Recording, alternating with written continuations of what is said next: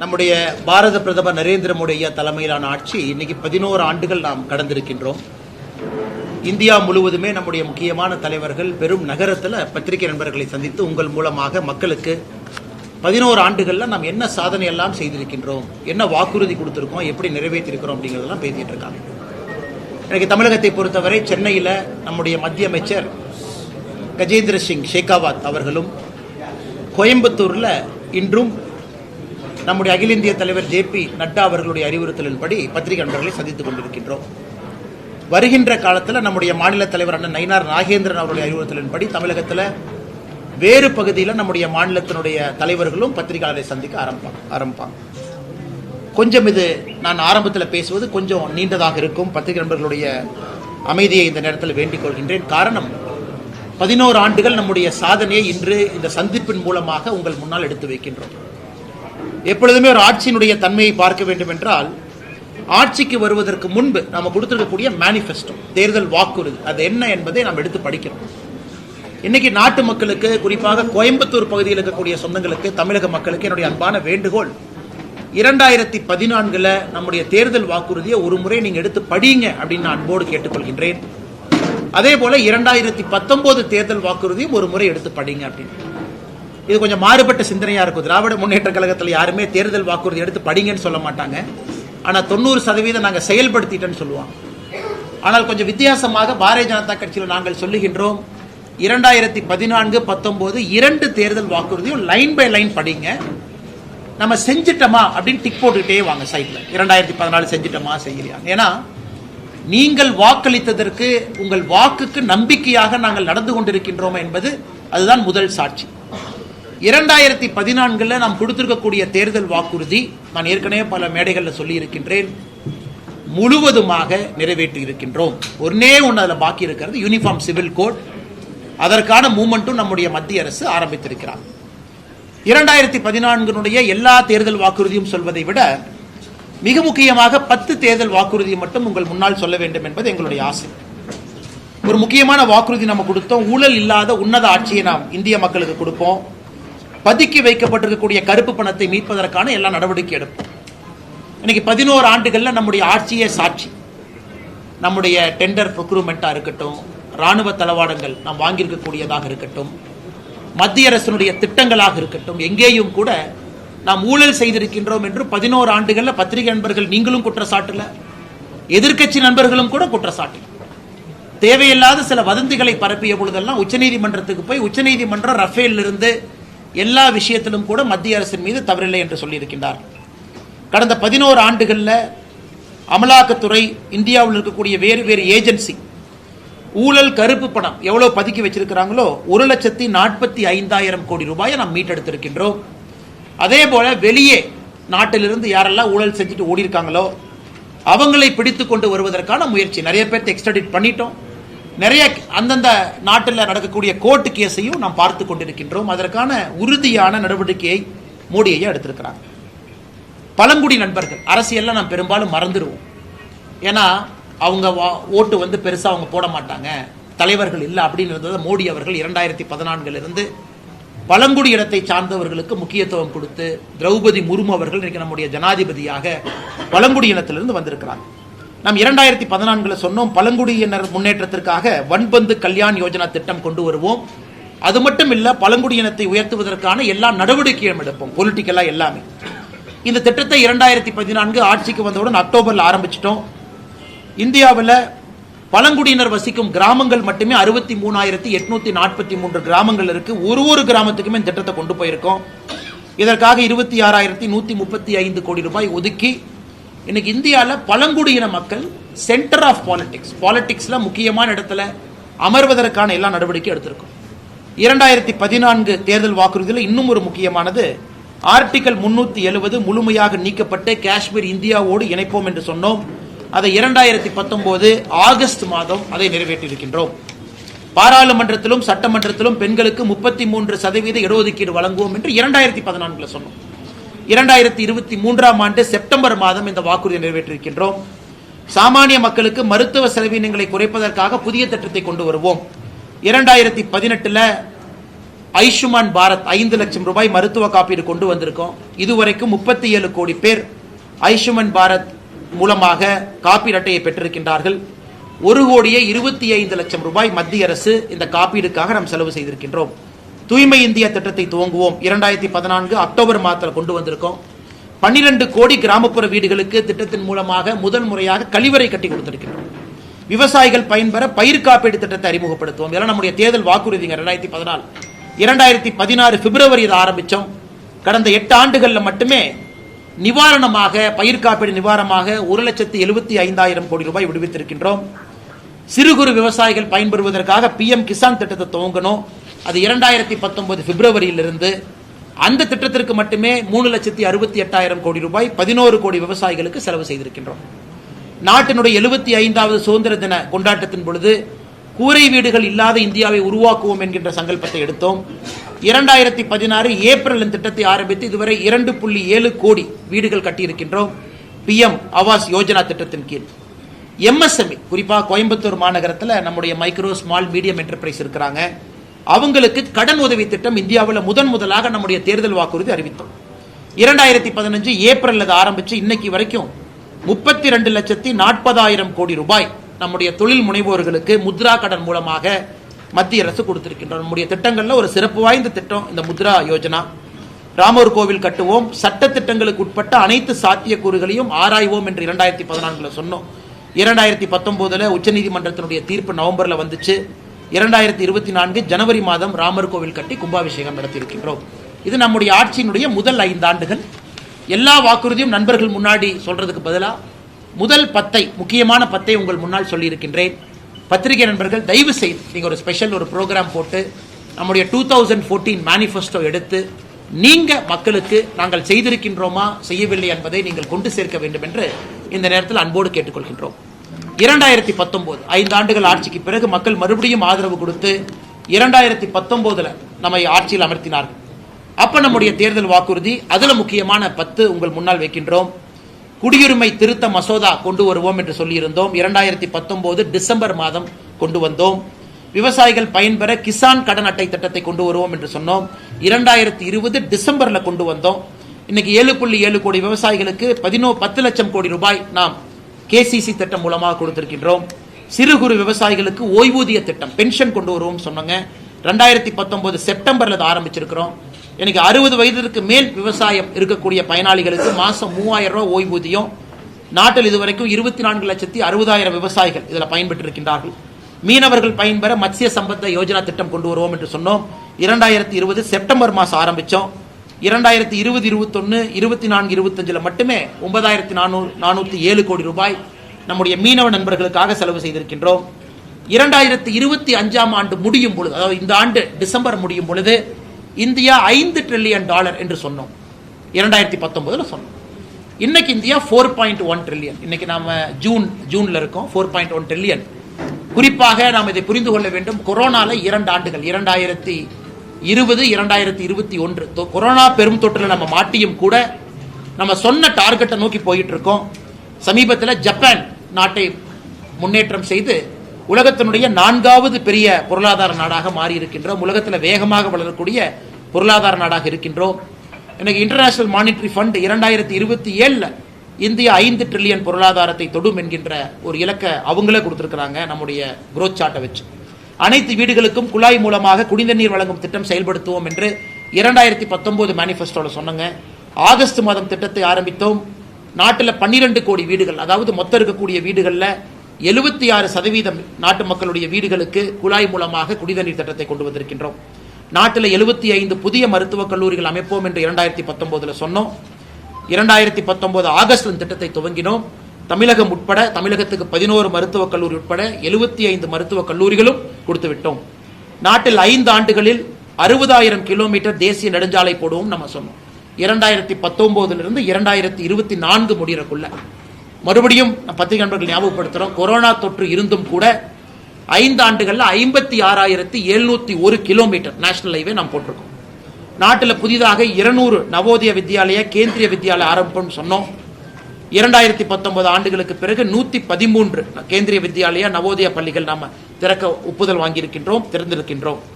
வறுமை கோட்டிற்கு கீழே இருக்கவங்கள சிங்கிள் டிஜிட், அதாவது ஒற்றை எண்ணிக்கை அடிப்படையில் கொண்டு வந்துருவோம். நம்முடைய நாட்டில் மிக இரட்டை எண்ணிக்கை அடிப்படையில் இருக்கிறாங்க, பர்சன்டேஜ் இதில் கொண்டு வந்துவோம் என்று சொன்னோம்.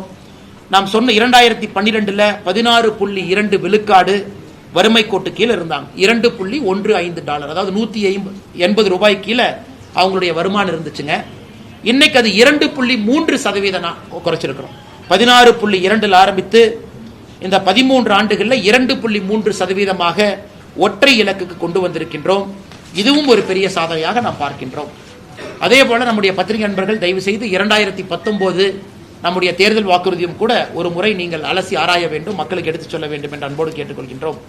அடுத்து 2024 ஆட்சிக்கு வந்த பொழுது 10வது ஆண்டு முடித்து மக்கள் மறுபடியும் 3வது முறை நமக்கு ஒரு வாய்ப்பு கொடுத்திருக்கிறாங்க. அந்த 3வது முறை ஆட்சி அமைக்கும் பொழுது நாம் தேர்தல் வாக்குறுதி மறுபடியும் கொடுத்திருக்கோம். அந்த தேர்தல் வாக்குறுதியினுடைய முக்கியமான அம்சத்தை உங்க முன்னாடி வைக்கிறேன். முத்ரா கடன் திட்டத்தின் கீழ் அதிகபட்ச கடனாக 20 லட்சம் ரூபாய்க்கு உயர்த்துவோம் என்று சொன்னோம். அதை அக்டோபர் 2024 செயல்படுத்தி காட்டியிருக்கின்றோம். 70 வயதுக்கு மேற்பட்டவர்களுக்கு ஆயுஷ்மான் பாரத் மருத்துவ காப்பீடு திட்டத்தின் கீழ் பயன்பெறுவர். யாராக இருந்தாலும் அவங்க என்ன வருமானம் பெற்றிருந்தாலும் கூட 70 வயசுக்கு மேல முழுவதுமாக அதை கொடுப்போம் என்று சொன்னோம். தமிழ்நாடு அரசு அதை நடைமுறைப்படுத்த தயங்கிக் கொண்டிருக்கின்றார்கள். அக்டோபர் 2024 நாடு முழுவதுமே 70 வயதுக்கு மேற்பட்டவர்களுக்கு ஆயுஷ்மான் பாரத் திட்டத்தை கொண்டு வந்திருக்கின்றோம்.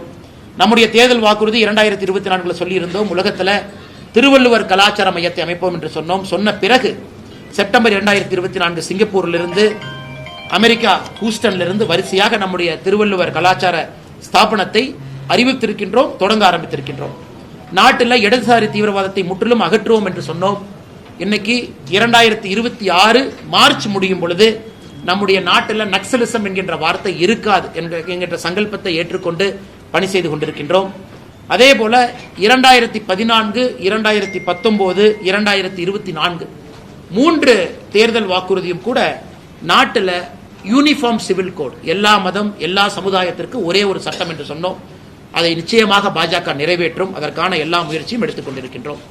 இது நம்முடைய தேர்தல் வாக்குறுதியை பொறுத்தவரை 11 ஆண்டுகளில் நம்முடைய நாடு எங்கே சென்றிருக்கிறது, நம்முடைய கட்சி என்ன செய்திருக்கின்றோம். அதன் பிறகு தமிழகத்திற்கும் அகில இந்தியாவிற்கும் ஒரு விஷயத்தில் கம்பேரிசன். அவங்க என்ன இந்தியா அளவில் என்ன இருக்கு, தமிழ்நாட்டுக்கு நம்ம என்ன பண்ணியிருக்கோம். இந்திய அளவில் இங்கே கூட பார்த்தீங்கன்னா பேங்க் ஆஃப் பரோடா அவங்க இருக்கிறாங்க. இந்த இதில் ஜன்தன் யோஜனா வங்கி கணக்கு துவங்கணும். 53 கோடி பேர் இந்தியாவில் நம்ம ஆட்சிக்கு வந்த பிறகு வங்கி கணக்கு துவங்கி இருக்கின்றார்கள். தமிழகத்தில் 1,69,00,000 கடந்த 11 ஆண்டுகளில் முதலாக வங்கி கணக்கு துவங்கி இருக்கிறாங்க. நாட்டில் 52 கோடி முத்ரா லோன் கொடுத்திருக்கோம், 32 லட்சம் கோடி. தமிழகத்தில் 5,79,00,000 முத்ரா குரோர் லோன் கொடுத்திருக்கோம், 3,20,000 கோடி. இந்தியாவில் முத்ரா லோன்ல தமிழகம் முதல் படியான மாநிலமாக இருக்கின்றோம். ஆயுஷ்மான் பாரத் இந்தியாவில் 37 கோடி கொடுத்திருக்கோம், தமிழகத்தில் 80 லட்சம் கொடுத்திருக்கின்றோம். டேப் வாட்டர், அதாவது குடிநீர் குழாய் மூலமாக 12.2 கோடி வீடுகளுக்கு கொடுத்திருக்கோம், தமிழ்நாட்டில் 89,23,000 வீடுகளுக்கு கொடுத்திருக்கின்றோம். அதே போல டாய்லெட் 12 கோடி இந்தியாவில், தமிழகத்தில் 60,09,000 பேருக்கு நாம் ஆட்சிக்கு வந்த பிறகு முதலாக கழிப்பறை அவர்களுடைய வீட்டுக்கு வந்திருக்கிறது. உஜ்வாலா யோஜனா எல்பிஜி சிலிண்டர் நாட்டில் முதலாக 10,30,00,000 பேருக்கு கடந்த 11 ஆண்டுகளில் கேஸ் சிலிண்டர் வந்திருக்கு. தமிழகத்தில் முதலாக கேஸ் சிலிண்டர் வந்திருக்கக்கூடிய எண்ணிக்கை 40,99,000 குடும்பங்களுக்கு கேஸ் சிலிண்டர் கொடுத்திருக்கும். அதே போல PM ஆவாஸ் யோஜனா கிராமப்புறம் 2.7 கோடி வீடுகள் கட்டியிருக்கின்றோம். தமிழகத்தில் 6,41,532 வீடுகள் கட்டியிருக்கின்றோம். அதே போல இளைஞர்களுக்கு பயிற்சி கொடுத்து அடுத்த கட்டம் எடுத்து செல்வதற்கான PM கௌசல் விகாஸ் யோஜனா 1,42,00,000 இளைஞர்களை நாடு முழுவதுமே நம்ம ட்ரெயின் பண்ணியிருக்கோம். தமிழகத்தில் 8,68,443 இளைஞர்கள் இதை பயிற்சி பெற்றிருக்கின்றார்கள். 1,76,000 ஸ்டார்ட் அப், 118 யூனிகான் இதெல்லாம் நாம உருவாக்கி இருக்கின்றோம். தமிழகத்தில் 10,814 ஸ்டார்ட் அப்பை உருவாக்கி இருக்கின்றோம். அதே போல Atal tinkering lab 3,500 start up incubate பண்ணி 32,000 ஜாப் உருவாக்கி இருக்கோம். தமிழ்நாட்டில் 10,000 அட்டல் டிங்கரிங் லேப், இந்தியா முழுவதும் தமிழ்நாட்டில் 975. PM கிசான் 11 கோடி விவசாயிகள், விவசாய நண்பர்கள்லாம் சூலூர்லேருந்து வந்திருக்கிறாங்க பைப்லைன் பிரச்சனை சார்பாக, அவங்களுக்கு தெரியும். 11 கோடி விவசாயிகளுக்கு PM கிசான் திட்டம் கொடுத்திருக்கோம். 3,68,000 கோடி செலவு செய்திருக்கின்றோம். தமிழகத்தில் 22,58,000 விவசாயிகளுக்கு 11 கோடியே 3,665 11 கோடியே 11,365 கோடி 11,365 crore பிஎம் கிசான்ல கொடுத்திருக்கின்றோம். அதே போல பிஎம் ஃபசல் பீமா யோஜனா இன்சூரன்ஸ் பார்த்தீங்கன்னா 23 கோடி விவசாயிகள் பயன்பெற்றிருக்கின்றார்கள். தமிழகத்தில் 86 லட்சம் விவசாயிகள் இதன் மூலமாக பயன்பெற்றிருக்கின்றார்கள். அதே போல நேஷனல் ஹைவே தமிழகத்திற்கு மட்டுமே நாம் ஆட்சிக்கு வந்த பிறகு 2100 கிலோமீட்டர் தேசிய நெடுஞ்சாலை 11 ஆண்டுகளில் கட்டி கொடுத்திருக்கின்றோம். இன்னைக்கு தமிழகம் 7000 கிலோமீட்டர் தாண்டி தேசிய நெடுஞ்சாலை தமிழகத்தில் இருக்குது.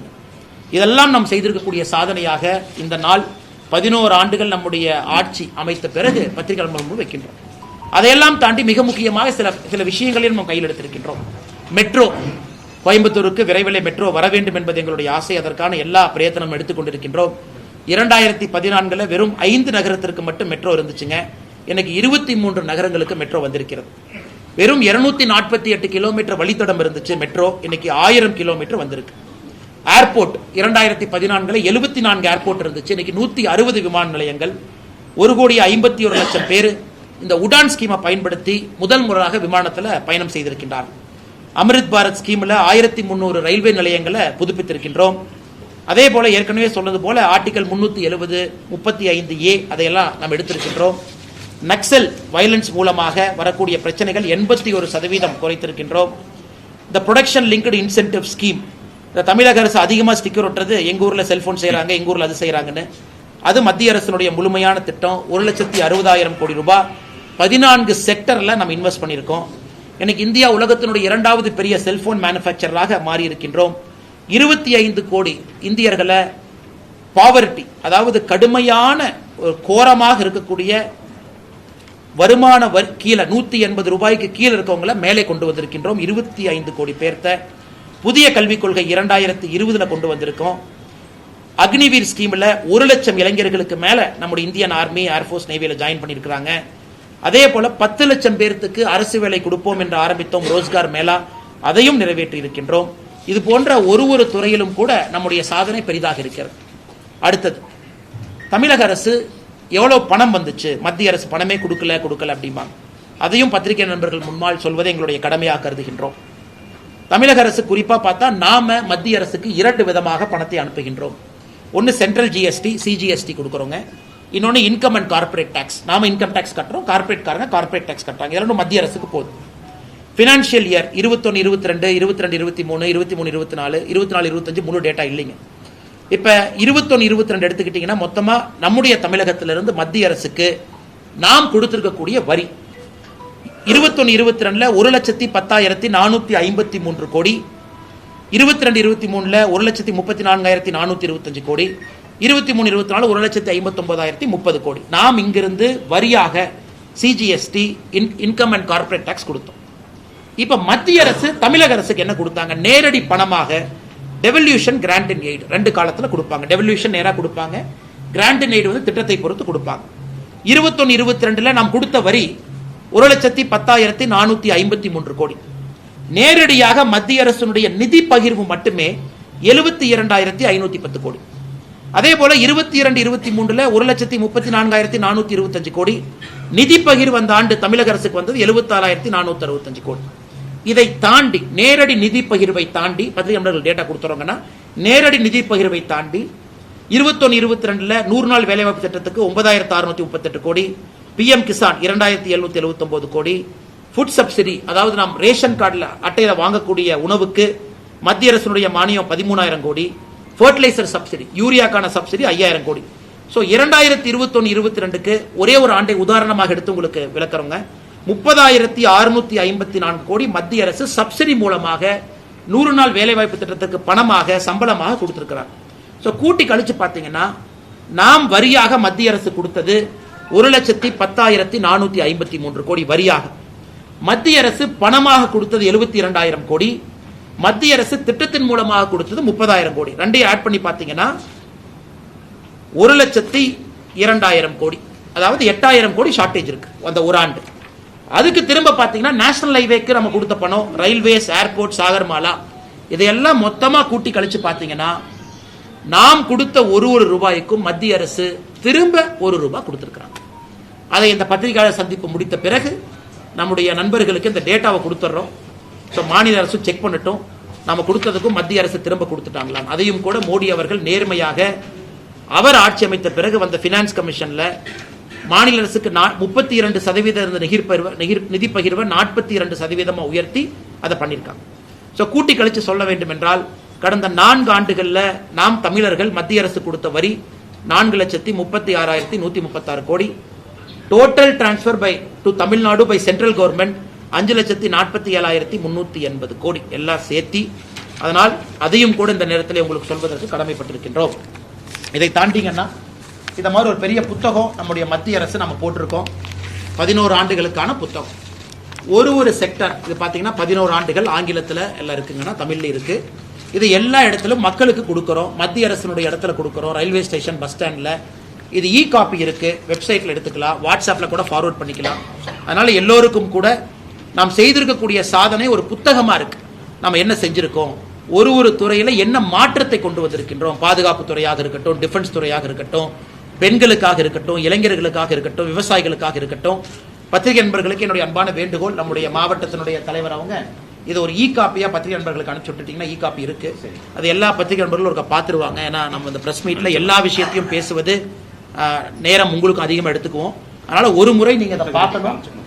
இந்த புத்தகம் பாருங்கன்னா புத்தகம் இந்த மாதிரி இருக்கு. இதுதான் புத்தகம். இதில் வந்து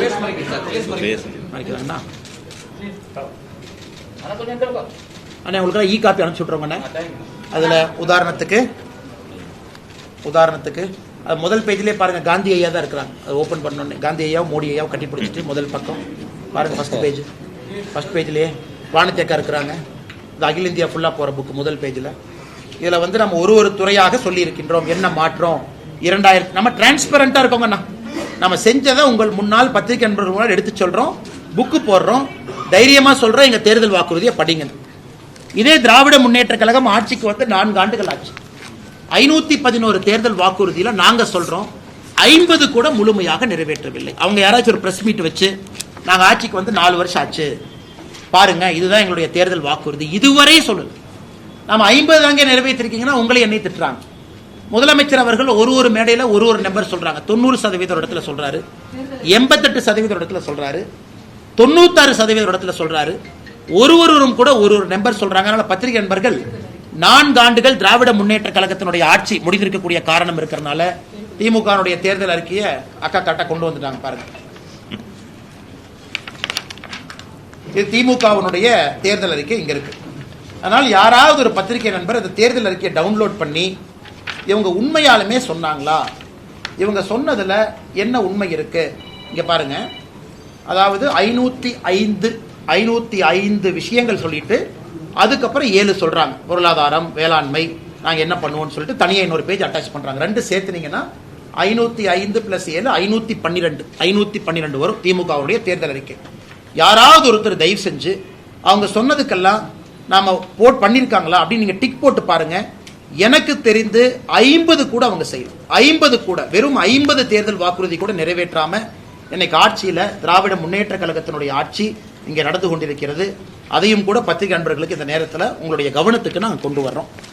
இதை தாண்டி உங்களுக்கு கேள்வி இருந்தா கேளுங்க. அதெல்லாம் பதில் சொல்றேன். முதல் இதெல்லாம் முடிச்சுக்கலாம். இந்த அண்ணா பல்கலைக்கழகம் சிடிஆர் எல்லாம் கடைசியா வச்சுக்கோங்கன்னா ஃபர்ஸ்ட் இதை முடிச்சுக்கலாம். நீங்க இவ்வளவு தூரம் சொன்னீங்களே, இவ்வளவு தூரம் சொன்னதுக்கு அப்புறமும் பள்ளி கல்விக்காக, உயர்கல்விக்காக, பள்ளி கல்விக்காக எதற்காக நீதிமன்றத்தை நாடித்தான் பணம் வாங்க வேண்டியிருக்கா சார் மத்திய அரசு? ஃபர்ஸ்ட் இது சம்பந்தமா கேள்வி இல்லைங்கன்னா பெட்ரோல் டீசல் விலையை குறைப்புன்னு சொல்லி சொன்னீங்க தேர்தல் வாக்குறுதியில, அதை பத்தி ஒரு வார்த்தை கூட பேசுறீங்க. அண்ணா, தேர்தல் வாக்குறுதியிலே பெட்ரோல் டீசல் விலை குறைப்பதாக சொன்னோம், குறைத்திருக்கின்றோம். எவ்வளவு குறைச்சிருக்கீங்க? 5 ரூபா 4 ரூபா ஒரு முறை குறைச்சோம், ஒரு முறை 10 ரூபா 7 ரூபா குறைச்சோம், எல்பிஜி சிலிண்டர் குறைச்சோம்.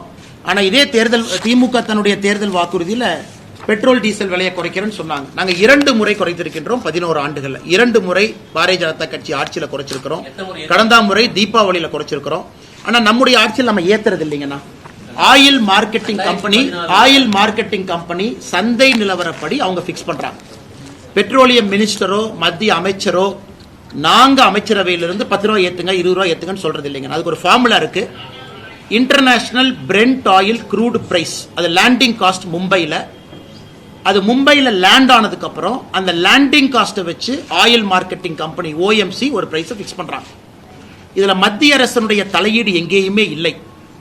இப்ப எங்க மத்திய அரசு இன்டர்நேஷனல் பிரைஸ் குறையுது அப்படிங்கிற இடத்துல 2 முறை நம்ம இன்டர்வியூன் பண்ணி குறைன்னு சொல்லியிருக்கோம். இது நண்பருக்கு ஒரே ஒரு உதாரணம் சொல்றேன். மாநில அரசுகளாக நீங்க கேட்கலாம், மத்திய அரசு நீங்க குறைச்சிட்டீங்க, மாநில அரசு குறைச்சதா? பாரதிய ஜனதா கட்சி ஆளுகின்ற எல்லா மாநிலத்திலும் மாநில அரசு தனியா பெட்ரோலை குறைச்சாங்க. உதாரணத்துக்கு கர்நாடகா, நாம 10 ரூபா குறைச்சதுக்கு அப்புறம் கர்நாடகால 5 ரூபா குறைச்சாங்க. இது எவ்வளவு பெரிய ஆச்சரியம் பாருங்க. அப்ப கர்நாடகால யாராச்சும் இன்னைக்கு இருக்கிறாங்க அப்படின்னா 15 ரூபாய் குறைச்சிருக்காங்க. மாநில அரசு 5 ரூபாயும் மத்திய அரசு 10 ரூபாயும். ஆனா தமிழகத்துல கர்நாடகால பிஜேபி அரசு எங்கேயுமே கர்நாடகாவினுடைய ஆளுகின்ற இதுக்கு முன்னாடி ஆண்ட பிஜேபி அரசு நாம் குறைப்பதாக சொல்ல இருந்தும் குறைச்சோம். ஆனா தமிழகத்துல திராவிட முன்னேற்ற கழக அரசு தேர்தல் வாக்குறுதியாக கொடுத்து விட்டும் கூட சிலிண்டருக்கு 100 ரூபா குறைக்கணும், குறைக்கல. பெட்ரோல் டீசல் 5 ரூபா 4 ரூபா குறைக்கணும், குறைக்கல. அப்படி இருந்தும் கூட பத்திரிகை நண்பர்கள்ட்ட அக்கௌண்டபிலிட்டி இல்லாம சுத்துறாங்க. ஒரு பத்திரிகை நண்பர்கள் ஒரு பிரஸ் மீட் வைக்கும் பொழுது நீங்க கேட்பீங்க, அண்ணே 4 வருஷம் ஆச்சு, இன்னைக்கு பாஜக சொல்றாங்க நாங்க இவ்வளவு பண்ணிருக்கோம், இன்னைக்கு உங்க தேர்தல் வாக்குறுதி 505 + 7 512, நீங்க ஏன் செய்யல அப்படின்னு பத்திரிகை நண்பர்கள் நீங்களும் கேட்கணும். ஏன்னா ஒரு ஜனநாயகத்தில் அக்கௌண்டபிலிட்டி வேணும் அல்லங்கண்ணா.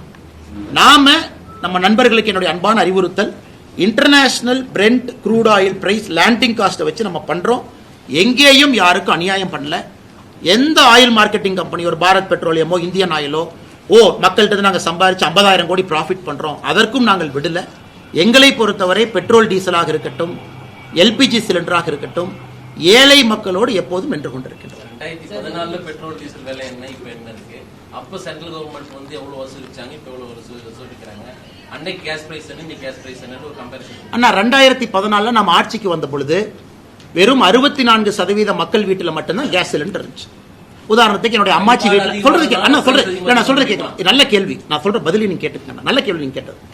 2014 நம்ம ஆட்சிக்கு வந்த பொழுது வெறும் 64% மக்கள் வீட்டில் தான் கேஸ் சிலிண்டர் இருந்துச்சு. அதையும் நீங்க பாருங்க, 36% மக்களுக்கு நம்ம கேஸ் சிலிண்டர் கொடுத்திருக்கோம் முதலா. இன்னைக்கு இந்தியாவில் 99.99% வீட்டில் கேஸ் சிலிண்டர் கொடுத்தாச்சு. அப்ப நம்முடைய அரசு, மோடி ஐயா அரசு 36% மக்களுக்கு புதுசா இலவச சிலிண்டர் கொடுக்கிறோம். அதற்கான முதல் சிலிண்டர் காஸ்ட்டை ஏத்துக்கிறோம், அதற்கான சப்சிடி போடுறோம். அதை ஏன் பார்க்க மாட்டீங்க? அதாவது எல்லாம் என்ன சொல்றாங்க, ஒரு காங்கிரஸோ திமுகவோ 2014 ரேட், அதே காங்கிரஸ் திமுக கேட்கிறேன், 2014 இந்திய மக்கள் பயன்படுத்திய மொத்த கேஸ் அளவு எவ்வளவு, 2025 எவ்வளவு? 36% மக்களுக்கு கேஸே கொடுக்காம பணக்காரங்க 64% கொடுத்தா நாடு முன்னேறிடுவாங்கன்னா, நாம் இன்று அதையும் கொடுத்திருக்கோம். அதையும் நீங்க ஃபேக்டர் பண்ணுங்க. அதாவது கேஸ் ரேட் ஏறிடுச்சுன்னு யாராவது சொல்றாங்கன்னா 36% மக்களுக்கு கொடுத்திருக்கிறோமேங்கண்ணா, அதையும் பார்க்க மாட்டோம். 64% பெரிய பொருளாதாரத்துல மேலோங்கி இருக்கிறவங்களா இருக்கிறது வாய்ப்பு இல்லைங்களே. ஏன்னா நாங்க அரசியல் இருக்கும் பொழுது நாங்க எப்படி பார்க்கிறோம், நாட்டுல 3ல் சராசரியாக ஒருவருக்கு கேஸ் இல்லை நாங்க கொதிக்கிறோம். அதாவது 100 பேர் இருக்காங்கன்னா 64 பேருக்கு தான் கேஸ். அப்ப 36னா 3ல் ஒருத்தருக்கு கேஸ் இல்லை. இன்னைக்கு 100% மக்களுக்கும் கேஸ் சிலிண்டர் கொடுத்திருக்கோம். அதான் ஏற்கனவே சொன்னது போல 2014 இந்தியன் ஆயில் கார்பரேஷன் ப்ராஃபிட் என்ன, 2025 ப்ராஃபிட் என்ன?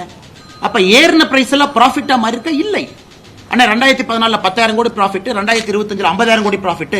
எதுக்குன்னா இந்தியன் ஆயில் கார்பரேஷன் 40,000 கோடி ரூபாய் மக்கள் பணத்தை சுரண்டான். அதுக்கும் வழி இல்லை. அதையும் நீங்க செக் பண்ணி பாருங்க. எங்களை பொறுத்தவரை ப்ரொபோஷனேட்டா தாங்க இருக்கு. தேர்தல் வாக்குறுதியில நம்ம எங்கேயுமே பெட்ரோல் டீசல் குறைப்பதாக சொல்ல, ஆனாலும் குறைச்சிருக்கோம். நம்முடைய பிஜேபி ஆளுகின்ற மாநிலம் எங்கேயும் குறைப்பதாக சொல்ல நம்ம குறைச்சிருக்கோம். நான் சொல்வது திராவிட முன்னேற்ற கழகம் சொல்லியும் கூட, இங்க மாண்புமிகு அமைச்சர்கள் யாராச்சும் வரும்போது இதே கேள்வியை கேளுங்க, அண்ணே நீங்க தேர்தல் வாக்குறுதியில சொல்லிட்டு ஏன் குறைக்கலன்னு கேளுங்க. சோ எங்களுக்கும் அவங்களுக்கு இருக்கக்கூடிய டிரான்ஸ்பரன்சி, நான் தைரியமா சொல்றேன், 2014 பாரதிய ஜனதா கட்சியினுடைய மேனிஃபெஸ்டோ நண்பர் நீங்க எடுத்து படிச்சு பாருங்க. நான் சொல்றேன் யூனிஃபார்ம் சிவில் கோட் அது ஆன்கோயிங்கா இருக்கு, எல்லாம் நிறைவேற்றியாச்சு. எடுத்து டிக்கெட் அடிச்சு பாருங்க, எல்லாம் நிறைவேற்றிட்டோம். 2019 முக்கியமான இந்த காம்ப்ளிகேட்டட் விஷயத்தை தவிர அதையும் நிறைவேற்றியாச்சு. அதையும் 2031 மறுபடியும் ஆட்சி அமைத்த பிறகு 4வது முறையாக அன்னைக்கு பத்திரிகையாளர் சந்திப்பில் தலைவர்கள் யாரை சொல்லுவாங்க, அதையும் நிறைவேற்றிருக்கோம். கேளுங்க.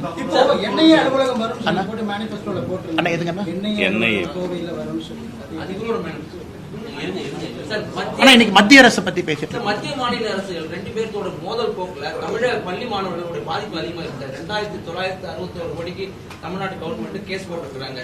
இப்ப சங்கரா இப்ப ஒரு ஆர்டிஇ இதுல வந்து 750 கோடி ரிலீஸ் பண்ணி அந்த குழந்தையோட படிப்பை பாத்துக்கணும்னு சொல்லிருக்காங்க. 5 லட்சம் குழந்தைகள் பாதிக்கப்பட்டிருக்காங்க. சோ இப்ப 2 பேருமே சண்டை போட்டுக்கிறதுனால தமிழ்நாட்டு குழந்தைகளுக்கு கிடைக்க வேண்டிய கல்வி நிதி உதவித்தொகை கிடைக்காமலே கஷ்டப்பட வேண்டியது சார். நல்ல கேள்விங்கண்ணே. இப்போ சமீபத்தில் நம்முடைய நீதிபதி ஐயா ஜிஆர் சுவாமிநாதன் அவர்கள் தலைமையிலான பெஞ்ச் வந்து ஒரு தீர்ப்பு கொடுத்துருக்குறாங்க. அதாவது சமகிரக சிக்ஷா ஃபண்ட் மத்திய அரசு மாநில அரசு கொடுக்க வேண்டிய நிதி இன்னைக்கு மத்திய அரசு தரப்பை பொறுத்தவரை புதிய கல்விக் கொள்கையை நீங்கள் ஏற்றுக்கணும். ஏன்னா நீங்கள் கையெழுத்து போட்டுட்டு அப்புறம் நீங்கள் மாட்டேன்னு சொல்கிறீங்க, ஏற்றுக்குங்க. இது அதற்காக ஒதுக்கப்பட்ட நிதி அப்படிங்கிறது மத்திய அரசினுடைய வாதம். இன்னைக்கு தனியார் பள்ளிக்கூடம் என்ன சொல்கிறாங்க, ஐயா உங்கள் பிரச்சனை, நான் இன்னைக்கு ரைட் டு எஜுகேஷனில் ஏழை மக்களுடைய குழந்தைய நான் அட்மிட் பண்ணியிருக்கேன், எனக்கு நீங்கள் அந்த ஃபீஸை நீங்கள் கட்டுங்க. அதான் ஆர்டிக்கு நீங்கள் கேட்குறது. இன்னைக்கு நீதிபதி ஜிஆர் சுவாமிநாதன் அவர்களும் மற்றும் ஒரு நீதி அரசரும் என்ன சொல்லியிருக்கிறாங்க, இந்த ஆர்டிஇ ஃபண்டை மட்டும் தனியாக மத்திய அரசு கொடுக்க பாருங்க அப்படின்னு. அதனால் மாநில அரசு கேட்கட்டும், மாநில அரசு மத்திய அரசு கடிதம் எழுதட்டும். இந்த சமகிரக சிக்ஷா ஃபண்டில் ரைட் டு எஜுகேஷன் ஃபண்டு இப்போ நீங்கள் 750 கோடின்னு ஒரு வார்த்தையை பயன்படுத்துறீங்க. அது எவ்வளவு ஆர்டிஇ ஃபண்ட் இருக்கும்? ஆர்டிஇனாங்கன்னா ஏழை மக்களுடைய குழந்தைகள் அந்த பகுதியில் இருக்கக்கூடிய பிரைவேட் ஸ்கூலில் அவங்க போய் படிக்கும் பொழுது அந்த ஸ்கூல் ஃபீஸை மத்திய அரசு கொடுக்குறாங்க, காம்பன்சேட் பண்ணுறாங்க. அதனால் அந்த பணம் 750 கோடியோ 600 கோடியோ எவ்வளோ இருக்கோ அதை மாநில அரசு பிரித்து மத்திய அரசு கிட்ட கேட்கட்டும். நிச்சயமாக என்ன பிரைவேட் ஸ்கூல் என்ன சொல்கிறாங்க, சார் எங்களுக்கு பணம் வர மாட்டேங்குது, மத்திய அரசு மாநில அரசு நீங்கள் சண்டை போடுறது ஓகே, உங்கள் சண்டையில் எதுக்கு எங்களுக்கு பணம் வராமல் இருந்தால் நாங்கள் எப்படி ஸ்கூல் நடத்தும்?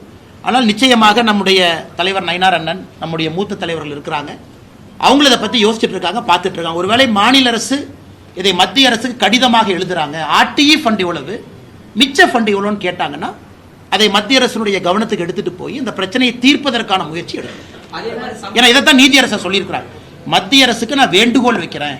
ஏன்னா ஆர்டிஇ ஃபண்ட் மூலமா ஒரு தனியார் பள்ளி பாதிக்க கூடாதுங்கிறாங்க, நியாயமான வேண்டுகோள் தான். அதே மாதிரி தான் சம்காரத்துக்கு 1050 கோடி நீங்க கூட ஸ்டேட்மெண்ட் கொடுத்திருந்தீங்க. அதுல வந்து இன்னுமே ஸ்டேட் கவர்மெண்ட் மேல ஏன் ஆய்வு நடத்தாம இருக்குது? தொடர்ந்து ஐசிடி பொறுத்தவரை பல இடத்துல இன்ஃபர்மேஷன் கம்ப்யூட்டர் டெக்னாலஜியில நிறைய குளறுபடிகள் இருக்கு. எங்களுடைய ஆதங்கம் வந்து மத்திய அரசு ஆடிட் பண்ணணும். குறிப்பா அந்த ஐசிடி உட்பட கொடுத்த பணத்தை கம்ப்யூட்டருக்கு பயன்படுத்தினாங்களா, கொடுத்த பணத்தை இதற்கு தான் பயன்படுத்தினாங்களா, இல்ல வேற ஏதாச்சும் நிதியை திருப்பி விட்டுட்டாங்களான்னு. ஆனால் பொறுத்திருந்து பார்ப்போம். சார் டெக்ஸ்டைல் இண்டஸ்ட்ரியில ஆனா இந்த லாஸ்ட் 11 இயர்ஸ்ல டெஃபினிஷன் ஆஃப் எம்எஸ்எம்இ சேஞ்ச் ஆகி சீலிங் ஹஸ் கான். அப்போ ஆக்சுவல் மைக்ரோ இண்டஸ்ட்ரிக்கு இந்த பெனிஃபிட் எஸ்பெஷலி மேனுஃபேக்சரிங் செக்டர் வந்திருக்கான்னு பார்த்தா வெரி லெஸ். அந்த இம்பாக்ட் ஈவன் கோயம்புத்தூர்ல ரொம்ப. ஸோ அந்த லோன்ஸ் உடைய பெனிஃபிட்ஸ் மோர் பிகர் யூனிட்ஸ். ஏன்னா இந்த டெஃபினிஷன் மாறினதுனால. It's a fair point madam. நீங்கள் கேட்குறது வந்து குறிப்பாக எஸ்எம்இயை பொறுத்த வரைக்கும் அந்த டெஃபினிஷன் வந்து காலத்துக்கு தகுந்த மாதிரி மாறுதுங்க. ஏன்னா ஒரு யூனிட் வந்து ஸ்மாலாக ஒரு காலகட்டத்தில் இருக்குது, cannot continue to be small after a point of time. அதனால் நான் அந்த பிரேக்கப்போடு உங்களுக்கு திரும்ப வர்றேன். நம்ம ஸ்மாலுக்கு எவ்வளோ கொடுத்துருக்கோம், மைக்ரோ மீடியம் மூன்றுக்கும் தனித்தனியாக will come with a breakup. அந்த டேட்டாவை பார்த்த பிறகு முரண்பாடுகள் இருக்குது அப்படின்னா we will take it up to the concerned minister. எனக்கு தெரிஞ்சு இது இருப்பதற்கான வாய்ப்புகள் குறைவு. பட் இருந்தாலும் நான் எஸ்எம்இயா உங்களுக்கு ஒரு டேட்டாவை கொடுத்தேன், ஒரு பிரேக்கப்போட உங்கள்கிட்ட பேசுறேன். சார் டெக்ஸ்டைல் இண்டஸ்ட்ரியில பொறுத்த வரைக்கும் பாலிஸ்டர் விஸ்கோஸ் இருக்கு இல்லைங்களா, அதோடைய இம்போர்ட் இதுக்கு தரக்கட்டுப்பாடுன்னு ஒன்று விதிச்சு பல வருஷமா கோரிக்கை கொடுத்துட்டு இருக்காங்க. ஒரு சில கார்பரேட் நிறுவனங்கள் மட்டும் பயன்பெறதுனால என்டையர் இந்தியன் டெக்ஸ்டைல் இண்டஸ்ட்ரியே பாதிக்கப்படுதுன்னு சொல்றாங்க இண்டஸ்ட்ரீஸ். அதை பத்தி உங்களுடைய கருத்து? அண்ணா இதே கேள்வியை 4 மாசம் முன்னாடி பிரஸ் மீட்ல நீங்க கேட்டீங்க. இதே அண்ணன் நீங்க தான் கேட்டீங்க. இதே கேள்விக்கு 4 மாசம் முன்னாடி பதில் சொன்னேன். நல்ல கேள்விதான், நல்ல கேள்விதான். பாராட்டித்தானே பதில் சொல்றேன். நீ கேட்ட தப்புன்னு சொல்றேன்னா அதனால அன்னைக்கு சொன்ன இல்ல இல்ல நீங்க அண்ணே அந்த ஆன்சர் ஒரு நிமிஷம்னா நான் சொன்ன ஆன்சர் அவர் சொல்ல சொல்லுங்க. ஆன்சரே கேட்க மாட்டீங்க. நான் சொன்ன ஆன்சர் சொல்ல சொல்லுங்க. நான் அன்னைக்கு சொன்ன ஆன்சரை சொல்ல சொல்லுங்க. பிரஸ் மீட்ல நீங்க கேட்ட கேள்வியை பிசிறு மாறாம நான் கேள்வியை திரும்ப சொல்றேன். நான் சொன்ன பதில நீங்க சொல்லுங்க. நாங்க மானிட்டரிங் பண்ணிட்டு இருக்கோம். கண்டிப்பா தொழில்துறையினருடைய கோரிக்கையும் பரிசீலனை பண்ணுவோம். இங்க இருக்கக்கூடிய கோயம்புத்தூர்ல இருக்கக்கூடிய விஸ்கோஸ் நிறுவனத்திற்கு இங்க இருக்கக்கூடிய நிறுவனம் நீங்க கோயம்புத்தூர் விஸ்கோஸ் நிறுவனம் குறிப்பா ஆர்டிபிஷியல் ஃபைபர்ஸ் எனக்கு இந்தோனேஷியா போன்ற நாடுகள் வந்து முக்கியத்துவம் கொடுக்கறாங்க. நார்த் இந்தியாவில் 2 கம்பெனி டாமினேட் பண்றாங்க. இதனால வந்து பிரச்சனை ஆகுது அப்படிங்கிற ஒரு அடிப்படை தன்மை இருக்கு. கோயம்புத்தூர்ல ஆர்டிபிஷியல் ஃபைபர்ல யார் இருக்காங்களோ அவங்கள கூட்டிட்டு போய் நிதி அமைச்சரை பார்க்க வச்சோம். இவங்க எல்லாம் வந்து பார்த்தாங்க. அவங்களுக்கு எந்த விதமான கம்ப்ளைண்ட் இப்ப இல்லைங்கண்ணா. நிதி அமைச்சரை பார்த்த பிறகு ஆர்டிபிஷியல் ஃபைபர் மேனுஃபேக்சர் பண்ணக்கூடிய கோயம்புத்தூரை சார்ந்த தொழிலதிபர்களுக்கு பிரச்சனை இல்லை. அதற்கான நிவர்த்திகள் சில இடத்துல கொடுத்துருக்கோம். ஆனால் டெக்ஸ்டைலை பொறுத்த வரைக்கும் இட் இஸ் வெரி டைனமிக்ங்கண்ணா. 2 வருடத்திற்கு முன்பு கொடுத்த தீர்வு இன்னைக்கு அப்ளை ஆகாது. இட் இஸ் சோ டைனமிக், மாறிக்கிட்டே இருக்கும். அதனால் எங்களை பொறுத்தவரை அண்ணன் கேட்கிற கேள்வி தவறுன்னு நான் சொல்ல, அதே பதிலை தான் நான் திரும்ப சொல்றேன். பிரச்சனைகள் வரும்போதெல்லாம் அதை தீர்ப்பதற்கான எல்லா முயற்சி எடுக்கிறோம். ஒரே பிரச்சனை தொடர்ந்து இருப்பதில்லை. ஒரு காலத்துல இம்போர்ட் டியூட்டி வேணும்னு கேட்டாங்க, இன்னைக்கு இம்போர்ட் டியூட்டி வேண்டான்னு கேட்கறாங்க. சார் என்னன்னா இன்னைக்கு கூட நாங்களும் நிதி ஆயோக்ல இப்ப QCOக்கு கமிட்டி போட்டாங்க. ஏன்னா they are against QCO. ஆனா காமர்ஸ் மினிஸ்ட்ரி என்ன சொல்றாங்கன்னா we are no more subsidies for exports. நாங்க QCOs மூலமா தான் இதை வந்து ஹேண்டில் பண்ண போறோம்ங்கறாங்க. ஆனா இந்த QCOஸ்க்கு வந்து again மைக்ரோ அண்ட் ஸ்மால் செக்டர்னால நாட் only டெக்ஸ்டைல்ஸ் இன்ஜினியரிங்லயுமே அவங்களால முடிய மாட்டேங்குது. சோ என்ன ஆகுதுன்னா இப்ப நீங்க ஃபர்ஸ்ட் பாயிண்ட் சொன்னீங்க கரப்ஷன் இல்லன்னு சொன்னீங்க. கரப்ஷன் இல்ல, but are the voices of micro and small industries hurt? அதுக்கான ப்ரொவிஷன் இப்ப இல்ல. அதுதான் கிரீவன்ஸ். மேடம் இப்ப இதை பொறுத்த வரைக்கும் ஓகே, குவாலிட்டி கண்ட்ரோல், குறிப்பா வந்து டெஸ்டிங் லேப் எல்லா இடத்துலயும் இன்னைக்கு மைக்ரோ அண்ட் ஸ்மால் என்ன சொல்றாங்கன்னா எங்களால அதை அஃபோர்ட் பண்ண முடியல, நீங்க அதை சொல்றீங்க. So it's a fair point. ஏற்கனவே சொன்னது போலங்க, ஒரு நாடு முன்னேற முன்னேற முன்னேற நம்முடைய நோக்கம் என்னன்னா ஸ்மால் இருக்கிறவங்க மீடியம்க்கும், மீடியம்ல இருக்கிறவங்க லார்ஜுக்கும் போகணும். அதே நேரத்தில் புதிதா ஸ்மாலுக்கு வரக்கூடிய ஸ்டார்ட் அப்புக்கும் வளர்றதுக்கான எல்லா சூழ்நிலையை உருவாக்கி கொடுக்கணுங்கிறது அரசனுடைய நோக்கம்.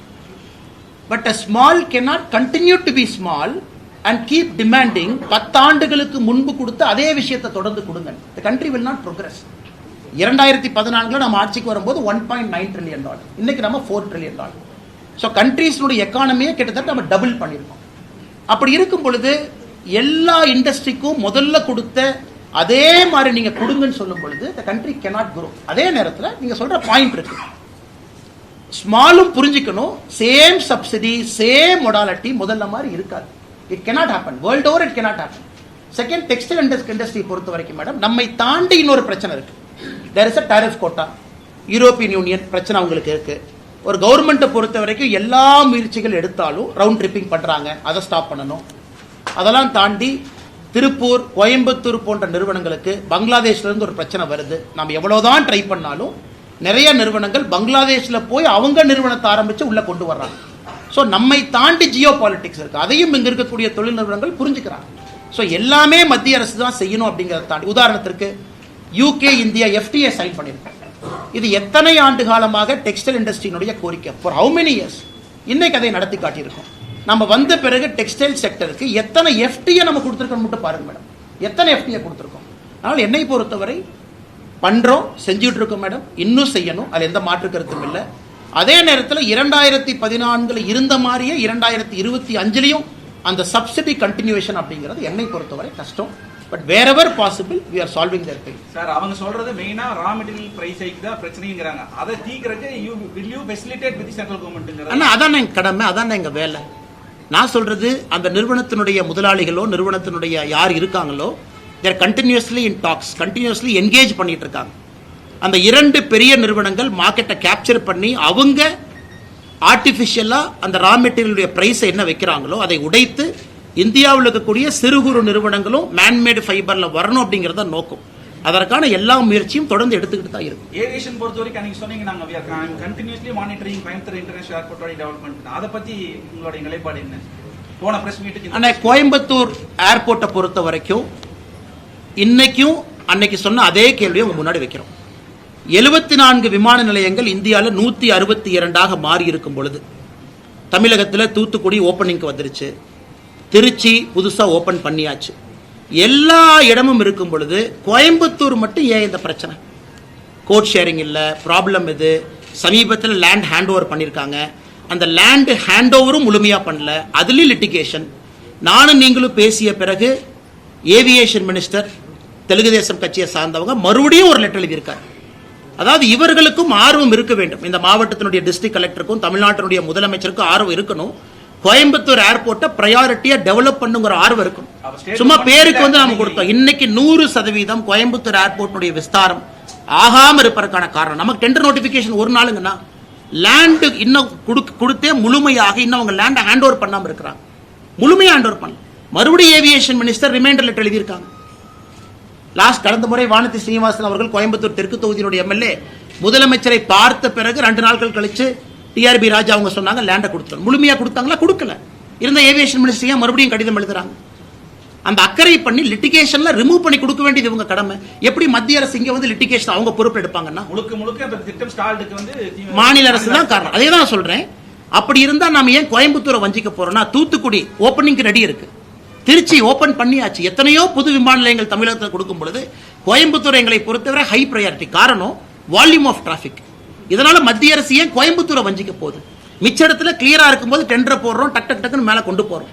கோயம்புத்தூர்ல தயவு செய்து நீங்க மாநில அரசுக்கு அழுத்தம் கொடுங்க, லேண்டை கிளியர் பண்ணி கொடுக்க சொல்லுங்க. ஏன்னா லேண்டை கிளியர் பண்ணாம 2 முறை டிராயிங்க மாத்திருக்காங்க. தமிழகத்திலேயே அதிகப்படியான நிதி ஒதுக்கீடு நில ஆர்ஜிதத்துக்கு கோவைக்கு தான் பண்ணியிருக்கிறோம் அப்படின்னு சொல்றாங்க. 90% முடிஞ்சிருச்சுங்க. நீங்க சொன்ன மாதிரி 10% முடிக்கல, 100% ஹேண்ட் ஓவர். லிட்டிகேஷனோட ஒரு ப்ராப்பர்ட்டியை ஹேண்ட் ஓவர் பண்ணீங்கன்னா மத்திய அரசு லிட்டிகேஷனை சால்வ் பண்ண முடியாதுங்கண்ணா. லேண்டு வந்து மாநில அரசுடைய கண்ட்ரோலுங்கண்ணா. கான்ஸ்டிடியூஷன் ஆஃப் இந்தியா படி முழுமையாக நீங்க லேண்டை கொடுக்காம மத்திய அரசு செயல்படுத்த முடியும். அதனாலதான் போன முறை நாம் பேசிய பிறகு ஏவியேஷன் மினிஸ்டர் மறுபடியும் ஒரு கடிதம் எழுதியிருக்கிறாங்க, எங்களுக்கு லேண்டை முழுமையா ஹேண்ட் ஓவர் பண்ணுங்க. பண்ணிட்டாங்கன்னா எங்க ரெஸ்பான்சிபிலிட்டி நாங்க செயல்படுத்தி காட்டுறோம். அதிமுக கூட்டணியில வந்து நீங்க 90 தொகுதிகள் வந்து பாஜக சொல்லி தனிப்பட்ட முறையில் நீங்க பிரதமருக்கு கடிதம் எழுதியிருக்கதா கூறப்படுது அப்படின்னு யாரும் சொன்னா? நான் கடிதம், ஒரு நிமிஷம் தலைவா, நான் கடிதம் எழுதி உங்களுக்கு ஒரு காப்பி கொடுத்திருந்தா ஓகே, நான் கடிதம் எழுதியிருக்கேன்னு சொன்னா ஓகே. காலையிலிருந்து கடிதம் எழுதியிருக்காங்க, இதை வந்து இப்படி சொல்லியிருக்காங்க அப்படி சொல்லியிருக்காங்க. அண்ணா நான் சிவனேன் என் வேலையை பார்த்துட்டு இருக்கேன். என்னை பொறுத்தவரை 2024 கூட்டணி எல்லாம் ஃபார்ம் ஆன பிறகு, எல்லா கட்சிகளும் அமைந்த பிறகு அந்தந்த தலைவர்கள் பேசுவாங்க யார் எவ்வளவு சீட் நிக்கணும். எங்கிட்ட கேட்டீங்கன்னா பிஜேபி நிறைய சீட்ல நிக்கணும்னு நினைக்கிற ஆள் நான். பிஜேபி 2014, 19, 24 ஒரு ஆண்டு வளர்ச்சி பாதையில் இருக்கு. அதனால் என்னை பொறுத்தவரை நான் கடிதம் எழுதியிருந்தால் நானே உங்கள்கிட்ட சொல்றேன், அந்த நேரம் சூழ்நிலை வரும் பொழுது தலைவர்கள் இருக்காங்க சொல்லுவாங்க. அதனால இதை ஒரு விவாத பொருளாக எதற்காக்கணும்? எலெக்ஷன் பக்கத்துல வந்துருச்சாங்கன்னா கூட்டணி ஃபார்ம் ஆயிருச்சா? அண்ணாமலையோட வாக்குறுதிகள் ஒண்ணுமே என்னென்ன நிறைவேறிருக்கீங்க சார்? நீங்க எலெக்ஷன் சொன்னீங்களா சார், என்டிஏ தம்பி அண்ணன் கேட்ட என்ஏ எவ்வளவு கொண்டு வரீங்க, அதெல்லாம் என்ன? என்ஏக்கு வந்து நம்முடைய உள்துறை அமைச்சர் கடிதம் போட்டிருக்காங்க. குறிப்பாக நம்முடைய அமித்ஷா அவர்கள் ஒரு கடிதம் எழுதியிருக்கிறாங்க, பதில் கடிதம். என்ன சொல்லியிருக்காங்கன்னா, மதுரை அலுவலகத்தை வந்து நாங்க இன்னைக்கு விஸ்தாரப்படுத்துறோம். காரணம் வந்து ஜியோகிராபிக்கல் லொகேஷன் படி மதுரைக்கு வந்து இன்னைக்கு ஒரு விஸ்தாரப்படுத்தணும். என்ஐஏ என்சிபி 2க்கும். ஸோ நார்கோட்டிக்ஸ் கண்ட்ரோல் பியூரோ கோயம்புத்தூருக்கு வர வேண்டும் என்பது எங்களுடைய தொடர் இது. காரணம் இங்கே கல்லூரிகள் பள்ளிகள் அதிகமாக இருக்கு. இன்னைக்கு மதுரை அலுவலகத்தை ஒரு படி மேலே உயர்த்தி விட்டுருக்காங்க, 1 லெவல் அப் கொண்டு போயிருக்காங்க. அது கோயம்புத்தூர் உட்பட எல்லா பகுதிக்கும் அது பார்த்துக்கணும் அப்படின்னு என்ஐஏக்கு நாங்கள் எழுதின கடிதத்திற்கு பரிசீலிப்பதாக கடிதம் எழுதியிருக்கிறாங்க. ஸோ பரிசீலனை இருக்கு. என்சிபியை பொறுத்தவரை நம்முடைய கோரிக்கைக்கு மதுரையை எலிவேட் பண்ணி அதற்கு அதே பவர்ஸ் கொடுத்து சீனியர் ஆஃபீஸர்ஸ் அனுப்பிச்சிருக்காங்க. பட் தொடர்ந்து நாங்கள் கேட்போம், போராடுவோம். காரணம், தமிழகத்தில் கல்லூரிகள் அதிகமாக இருக்கக்கூடிய மாவட்டம் கோவை மாவட்டம்.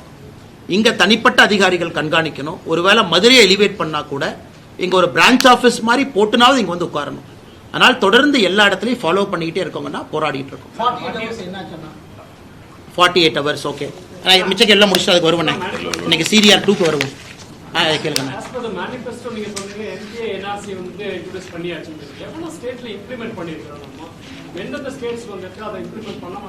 நீங்க சொல்றது என்ன சொல்றீங்க? நேஷனல் பாப்புலேஷன் ரெஜிஸ்டரா? அண்ணே இருங்கண்ணே. அண்ணே அதற்கான டேட்டா எங்கிட்ட இல்லைங்கண்ணே. என்பிஆர் அப்கோர்ஸ் இல்லை. என்பிஆர் நாம் என்னது ஆரம்பிக்கல. குறிப்பாக இந்த சிட்டிசன்ஷிப் அமெண்ட்மெண்ட் ஆக்ட் சிஏஏ கொண்டு வந்த பிறகு இந்தியாவில் எத்தனை பேருக்கு புதிதாக குடியுரிமை கொடுத்துருக்கிறோம் அப்படிங்கிற டேட்டா எக்ஸாக்டாக எங்கிட்ட இல்லை. அவங்களுக்கு அந்த ஸ்மால் மைக்ரோ என்டர்பிரைஸ் டேட்டா ஒன்று கொடுக்கணும். உங்களுக்கு அந்த டேட்டா கண்டு கொடுக்குறோங்க. கேளுங்க. அடுத்தது மத்திய அரசு திட்டங்களை தமிழகத்தில் அமல்படுத்துறதுல என்னென்ன சிக்கல் இருக்கு? தொடர்ச்சியா இன்னொரு கேள்வி என்னன்னா, இப்ப NEPயா இருக்கட்டும், விஸ்வகர்மா யோஜனா இருக்கட்டும், இதெல்லாம் அமல்படுத்தாதனால தமிழகம் இழந்திருக்கக்கூடிய விஷயங்கள் என்னன்னா நீங்க நினைக்கிறீங்க? அதே மாதிரி கொடுக்கப்பட்ட நிதிகளுக்கு பார்த்தீங்கன்னா அண்ணா இன்னைக்கு விஸ்வகர்மா யோஜனா முதல் எடுத்துக்கலாங்கன்னா 13,000 கோடி ரூபாய் திட்டம். அது இந்தியாவில் எல்லா மாநிலத்திலும் இதை வந்து முதல்வர் விஸ்வகர்மா திட்டம் கொண்டு வந்தாங்க. நாம் சொல்லியிருக்கக்கூடிய திட்டத்திலிருந்து முழுமையாக மாறுபட்ட திட்டம். நாம வந்து 3 லட்சம் ரூபாய், 1 லட்சம் அவங்களுக்கு. நாம வந்து அதிகப்படியான கம்யூனிட்டி சேர்த்திருக்கோம், அவங்க குறைவான கம்யூனிட்டி சேர்த்திருக்காங்க. அதனால் மாநில அரசுகிட்ட நான் கேட்க விரும்புறது, ஐயா நாங்கள் விஸ்வகர்மா திட்டத்தை கொண்டு வந்தோம், லட்சக்கணக்கான மனிதர்கள் ரெஜிஸ்டர் பண்ணாங்க. நீங்க கொண்டு வந்த விஸ்வகர்மா திட்டத்தில் ஆயிரக்கணக்கானவர்கள் கூட பதிவு செய்யல அப்படிங்கிறது என்னுடைய குற்றச்சாட்டு. அதுக்கு உங்க ₹1 கூட நிதி அலோகேட் பண்ணணும். இந்தியா முழுவதும் விஸ்வகர்மால நம்ம நிதி கொடுத்து 13,000 கோடி திட்டத்தை செயல்படுத்தி கொண்டிருக்கும் பொழுது தமிழகத்தில் ஏட்டிக்கு போட்டியாக ஒரு திட்டத்தை கொண்டு வந்து எத்தனை பேர் பதிவு பண்ணிருக்காங்க? ரெக்கார்டு கொடுக்கட்டும். மோடி ஐயாவுடைய விஸ்வகர்மா திட்டத்தினுடைய பதிவு டீட்டெயில் தமிழக அரசு கையிலே இருக்கு, அதே வெளியிடட்டும். ஸோ நமக்கு பதிவு செய்ததில் 10ல் ஒருத்தர் தான் தமிழ்நாடு விஸ்வகர்மா திட்டத்தில் பதிவு பண்ணியிருக்காங்க. அது அவங்களே கிளாரிஃபை பண்ணட்டும். ₹1 கூட ஃபண்டினை டிஸ்போஸே பண்ணல. அப்படி இருக்கும் பொழுது வேண்டுமென்றே மத்திய அரசுடைய திட்டத்தை முடக்க பார்த்து மாநில அரசு போட்டியாக கொண்டு வந்த திட்டம் ஃபெயிலியர் தானே. இது அவங்க மாநில அரசு உணர்ந்துக்கணும். அதே போல முதலமைச்சருடைய மருந்து கடைகள் திட்டம் அதுவும் இன்னைக்கு ஃபெயிலியர் ஆக போகுது. காரணம், இந்தியா முழுவதுமே பிரதம மந்திரியினுடைய மலிவான மருந்து கடை இந்தியா முழுவதுமே இருக்கு. தமிழகத்தில் 900க்கும் மேற்பட்ட கடைகள் இருக்கு. அதற்கும் ஏட்டி போட்டியான கொண்டு வந்து இன்னைக்கு முதலமைச்சருடைய மருந்து கடை ப்ரொக்யூர் பண்ண முடியல. அவங்களால மருந்து வாங்க முடியாம தவிச்சிட்டு இருக்காங்க. ஸோ அங்கேயும் பிரச்சனை. இன்னைக்கு நீங்க தேவையில்லாம முதலமைச்சருடைய மலிவு மருந்து கடை ஆரம்பிச்சு உங்களாலையும் ப்ரொக்யூர் பண்ண முடியல. மத்திய அரசுக்கு சப்ளை செயின்ல வரக்கூடியது நீங்க பிளாக் பண்ணி வச்சிருக்கிறீங்க. இதுவும் பிரச்சனை. ஆனால் முதலமைச்சர் அவர்கள் உணர்ந்து கொள்ள வேண்டும். ஒரு திட்டத்தை நீங்க கொண்டு வந்தா முழுமையா நிறைவேற்று. மத்திய அரசு திட்டத்தையும் நிறைவேற்ற விடாம உங்க திட்டத்தை கொண்டு வந்து அதையும் பிளாக் பண்ணி 2 திட்டத்தை சொதப்பிட்டு இருக்காரு. ஒன்னு விஸ்வகர்மா திட்டத்தை முடிச்சு விட்டாரு, இந்தியா முழுவதும் பயன்பெற திட்டம். பிரதம மந்திரியினுடைய மலிவு விலை மருந்து கடை அங்க வரக்கூடிய சப்ளை செயின்ல தமிழக அரசு கான்ட்ராக்ட் போடுறாங்க, எனக்கும் அதே மருந்து கொடு. அப்புறம் என்ன பிரமாதம்? அதே மருந்து பிரதமருடைய கடைக்கு போகும் பொழுது நீங்க எதுக்கு அதை வாங்குறீங்க? வேற சப்ளை செயினுக்கு போங்க. நீங்க வாங்குறதால அங்க போற சப்ளை செயின் பாதிக்குது. அதனால 2 திட்டமும் கூட போட்டிக்கு ஏட்டிக்கு போட்டியாக கொண்டு வந்த திட்டம் அட்டர் ஃபெயிலியர் தான். அப்புறம் மத்திய அரசு கொடுக்கக்கூடிய நிதி ஆதாரங்கள் சரியான முறையில் விவசாயிகளுக்கும் போய் சேர மாட்டேங்குது, இண்டஸ்ட்ரியல்ஸ்காரங்களுக்கும் எம்எஸ்எம்இ இண்டஸ்ட்ரியல்காரங்களுக்கும் போய் சேர மாட்டேங்குது. அவங்களும் ஒரு பக்கம் எல்லாருக்கும் தரப்புலையுமே எங்களுக்கு சென்ட்ரல் கவர்மெண்ட்ல எவ்வளவு பணம் கொடுக்குறாங்கன்னு எங்களுக்கு தெரியுது சார், எவ்வளவு வருதுன்னு தெரியல சார். அப்படிங்கிறப்ப இங்க பிரச்சனை என்னன்னா, எதற்காக இந்தியாவில் எல்லா இடத்துலையும் டபுள் இன்ஜின் கவர்மெண்ட் சக்சஸ் ஆகுதுனாங்கன்னா டிரான்ஸ்பரன்சி இருக்கு. பிஜேபி ஆட்சி மத்தியிலும் மாநிலத்திலும் ஒரே ஆட்சி இருக்கும் பொழுது அக்கௌண்டபிலிட்டி இருக்கு. இங்க அக்கௌண்டபிலிட்டி இல்லை. அதாவது ஃபேக் டேட்டா போடணும். 100 நாள் வேலைவாய்ப்பு திட்டத்தில் எவ்வளவு ஃப்ராட் பண்ணியிருக்கிறாங்க, ஃபேக் என்ட்ரி. அதே போல மிக முக்கியமாக பிஎம் கிசான் ஸ்கீம் எனக்கு ரொம்ப மனது வலிக்கக்கூடிய திட்டங்கன்னா 38 லட்சத்தில் ஆரம்பிச்சு 21 லட்சத்துக்கு வந்துட்டோம். 17 லட்சம் விவசாயிகள் டிஸ்குவாலிஃபை ஆயிட்டாங்க. நாம டிஸ்குவாலிஃபை பண்ணல, டிஸ்குவாலிஃபை பண்ணது மாநில அரசு. நம்ம ஆரம்பிக்கும் போது 38 லட்சம். உன் டாக்குமெண்ட் இப்படி இல்லை, பட்டா சிட்டா 2 பேர்த்து பேர்ல இருக்கு, ஒரே குடும்ப பிரிங்கன்னு இவங்க பிரச்சனை பண்ணி அதை குறைச்சு 21 லட்சத்தில் வச்சிருக்கிறாங்க. ஸோ மாநில அரசை பொறுத்தவரை டிரான்ஸ்பரன்சி இல்லாம பாருங்க. ஆவாஸ் யோஜனா இந்தியா முழுவதும் ஒழுங்கா போகுது. இங்க நேற்று கூட ரக்கா சொன்னாங்க, நான் திமுக காரனுக்கு பணம் கொடுத்தா தான் என்ட்ரியே போடுறான் பஞ்சாயத்து லெவல். ஸோ எல்லா இடத்திலும் கூட மத்திய அரசுடைய திட்டத்தை செயல்படுத்தக்கூடாது என்கின்ற ஒற்றை நோக்கில் திராவிட முன்னேற்ற கழகம் இருக்கிறாங்க. அனைத்து இடத்திலும் சப்சிடி டிரான்ஸ்பரண்டா போகும்போது இங்க மட்டும் என்ன பிரச்சனை? ஏன் அதை பண்றாங்க? கலெக்டர் ஆஃபீஸ்ல அக்ரிகல்ச்சர் ஆஃபீஸர் இருக்கார். அவர் என்ன பண்றாரு? டாஸ்மாக் இன்சார்ஜா பல கலெக்டர் ஆஃபீஸ்ல போட்டிருக்காங்க. அவங்க வேலை தானே. அவங்க போய் உண்மையாலுமே மண்வள அடையாள அட்டை 25 கோடி விவசாயிகள் தமிழகத்தில் அது குறைவு வாங்கல. இதெல்லாம் போய் கேம்ப் போட்டு நடத்தணும். மாநில அரசு கேம்ப் போட்டு இது மத்திய அரசுடைய திட்டம், வாங்க எங்க அதிகாரிகள் உட்கார்ந்துருப்பாங்க, ஞாயிற்றுக்கிழமை மணிக்கு நீங்க வாங்க கலெக்டர் ஆஃபீஸ்க்கு, நீங்க பதிவு பண்ணுங்க. அதான் டபுள் இன்ஜின் கவர்மெண்ட். ஒரு மாநில அரசும் மத்திய அரசும் ஒரே கட்சியில் இருக்கும்போது நடக்கும். ஆனா தமிழகம் நம்முடைய துரதிர்ஷ்டம், மாநில அரசு மத்திய அரசுடைய திட்டங்களை முடக்க வேண்டும் என்கின்ற ஒற்றை நோக்கில் இருக்கிறாங்க. அதான் பிரச்சனை. அதிமுக கூட்டணி வேண்டாம் என்ற நிலைப்பாட்டில் இருந்த அண்ணாமலை தற்போது வரைக்கும் மாறல அப்படின்ற ஒரு இருக்கு. ஏன்னா அமித்ஷா பங்கேற்ற மேடையில கூட நீங்க அதிமுக தலைவர்கள் குறித்து பேசல. அதே போன்று கோவையில் நடைபெற்ற இளையராஜா கூட்ட நிகழ்ச்சியில தளபதி ஸ்டாலின் ஐயான்னு சொன்னவர் அதிமுக தலைவர்கள் குறித்து இந்த விதமான கருத்து பேசல. அண்ணா, நான் பிஜேபியினுடைய தொண்டனா, உயிர் இருக்கிற வரைக்கும் இந்த கட்சி வளர்ச்சிக்காக மட்டும்தான் நான் இருக்கேன். மற்ற கட்சி அதே நேரத்தில் கட்சி ஒரு முடிவெடுக்கும் பொழுது ஒரு தொண்டனாக நான் கட்டுப்படுறேங்கண்ணா. எங்களுடைய தலைவர்கள் ஒரு முடிவு எடுக்கிறாங்க, தொண்டனா கட்டுப்படுறேன். சில இடத்துல எங்கே வாயை மூடிக்கொண்டிருக்க வேண்டுமோ அங்கே வாயை மூடிக்கொண்டிருக்கின்றேன், எங்கே பேச வேண்டுமோ அங்கே பேசுறேன். உறுதியாக தமிழகத்தில் அரசியல் மாற்றம் நடக்க வேண்டும் என்று நினைக்கக்கூடிய மனிதன் நான். அதே நேரத்தில் எந்த கட்சி நான் திறந்தாழ்ந்து பேசல. இளையராஜா ஐயாவை பொறுத்தவரை அவருக்கும் கலைஞர் கருணாநிதி ஐயாவுக்கும் தனிப்பட்ட நட்பு. இளையராஜா ஐயாவை நான் காலையில் எங்க பார்த்தேன். நம்ம மாநிலத்துக்கு வந்திருக்கிறாங்க, நம்ம வரவேற்கலாம், எப்படி இருக்கும். ஐயாவை காலையில் சந்தித்த பொழுது ஐயா ஆணை சொன்னாங்க, நீ சாயந்தரம் நிகழ்ச்சிக்கு வந்திருப்பா, வந்து பார்த்துட்டு போ வா அப்படின்னாரு. ஏன்னா இளையராஜா சொன்ன பிறகு எப்பொழுதுமே தட்டாமல் கேட்கக்கூடிய மனிதன் நான். நிகழ்ச்சிக்கு போனேன், ஐயா சொன்னாங்க சரி மேடைக்கு வாங்க அப்படின்னு. மேடைக்கு போய் பேசும் பொழுது அது அரசியல் மேடையாக நான் பயன்படுத்திக் கொள்ள விரும்பவில்லை. ஏன்னா இதே இளையராஜா ஐயா மேடையில் எத்தனையோ அரசியல் தலைவர்கள் பேசியிருக்கிறாங்க.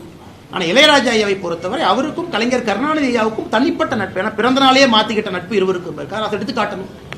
அதே நேரத்தில் எனக்கும் முதலமைச்சர் மு.க. ஸ்டாலின் ஐயாவுக்கும் கருத்து வேறுபாடுகள் இருந்தாலும் இளையராஜா ஐயாவை பொறுத்தவரை கடந்த ஒரு 4-5 மாதங்கள் அழகா பண்ணியிருக்காங்க.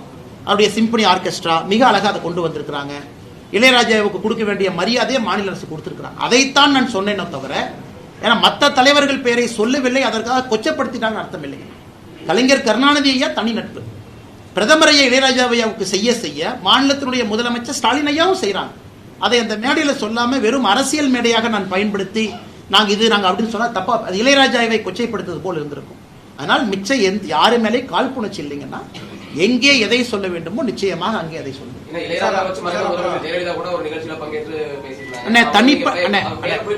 அம்மையார் அவங்க பேரு ஜெயலலிதா அம்மையாருடைய பேரு. தனிப்பட்ட முறையில் அது அவங்க கட்சிக்காரங்க இருக்காங்க, எல்லாரும் சொல்லுவாங்க பெரிய ஆளுமை அவங்க, விடுங்கண்ணா. நான் இங்கே குறிப்பாக சொல்லிக் கொண்டிருப்பது மாநில அரசு மத்திய அரசு 2 பேர் இளையராஜா ஐயாக்கு என்ன செஞ்சிருக்கோம் மேடையில் சொல்லிட்டேன். எல்லாரையும் தாண்டி கலைஞர் கருணாநிதி ஐயாவுக்கும் இளையராஜா ஐயாவுக்கும் தனிப்பட்ட நட்பு இருக்கு. அது வேற எந்த அரசியல் தலைவரும் சொல்ல முடியாது. எங்க இடத்துக்கு தனிப்பட்ட நட்பு இருக்கு, அதையும் நான் சொல்லி இருக்கிறேன். அதனால் இதுல ஒரு தலைவர் பேர் சொல்லல சொன்னாங்க அப்படிங்கிறது என்னை பொறுத்தவரை இது ஒரு விஷயம் கிடையாது. கூட்டணி ஆட்சியா அப்படின்னு சொல்லி பாஜக வந்து உறுதியா சொல்றாங்க. தமிழகத்தில் 2026 கூட்டணி ஆட்சியா அப்படின்னு சொல்லி பாஜக தலைவர்கள் சொல்றாங்க. ஆனா அதிமுக பொறுத்த வரைக்கும் கூட்டணி ஆட்சிக்கு வாய்ப்பே கிடையாது. அதிமுக தலைமையில் நான் ஏதாச்சும் பேசினா தேவையில்லாம் பஞ்சாயத்து அண்ணே. நான் வந்து இந்த கூட்டணி ஆட்சி ஆட்சியில எல்லாம் பாஜக ஆட்சின்னு சொல்லிட்டு இருக்கிறேன் நான்.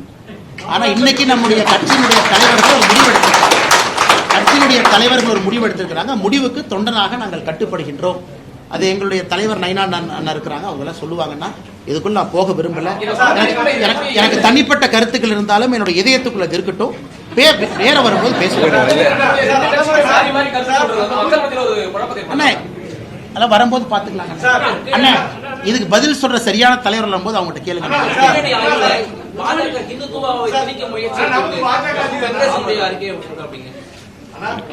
அண்ணா இந்த கீழடி ஆய்வை பத்தி கேட்டீங்க, நான் கொஞ்சம் விலாவரியாக பேச வேண்டும் என்று விரும்புகின்றேன். காரணம், கீழடியை பொறுத்தவரை 10 ஜூன் 2025 மத்திய அமைச்சர் திரு கஜேந்திர சிங் ஷெகாவத் அவங்க சென்னைக்கு வந்தாங்க.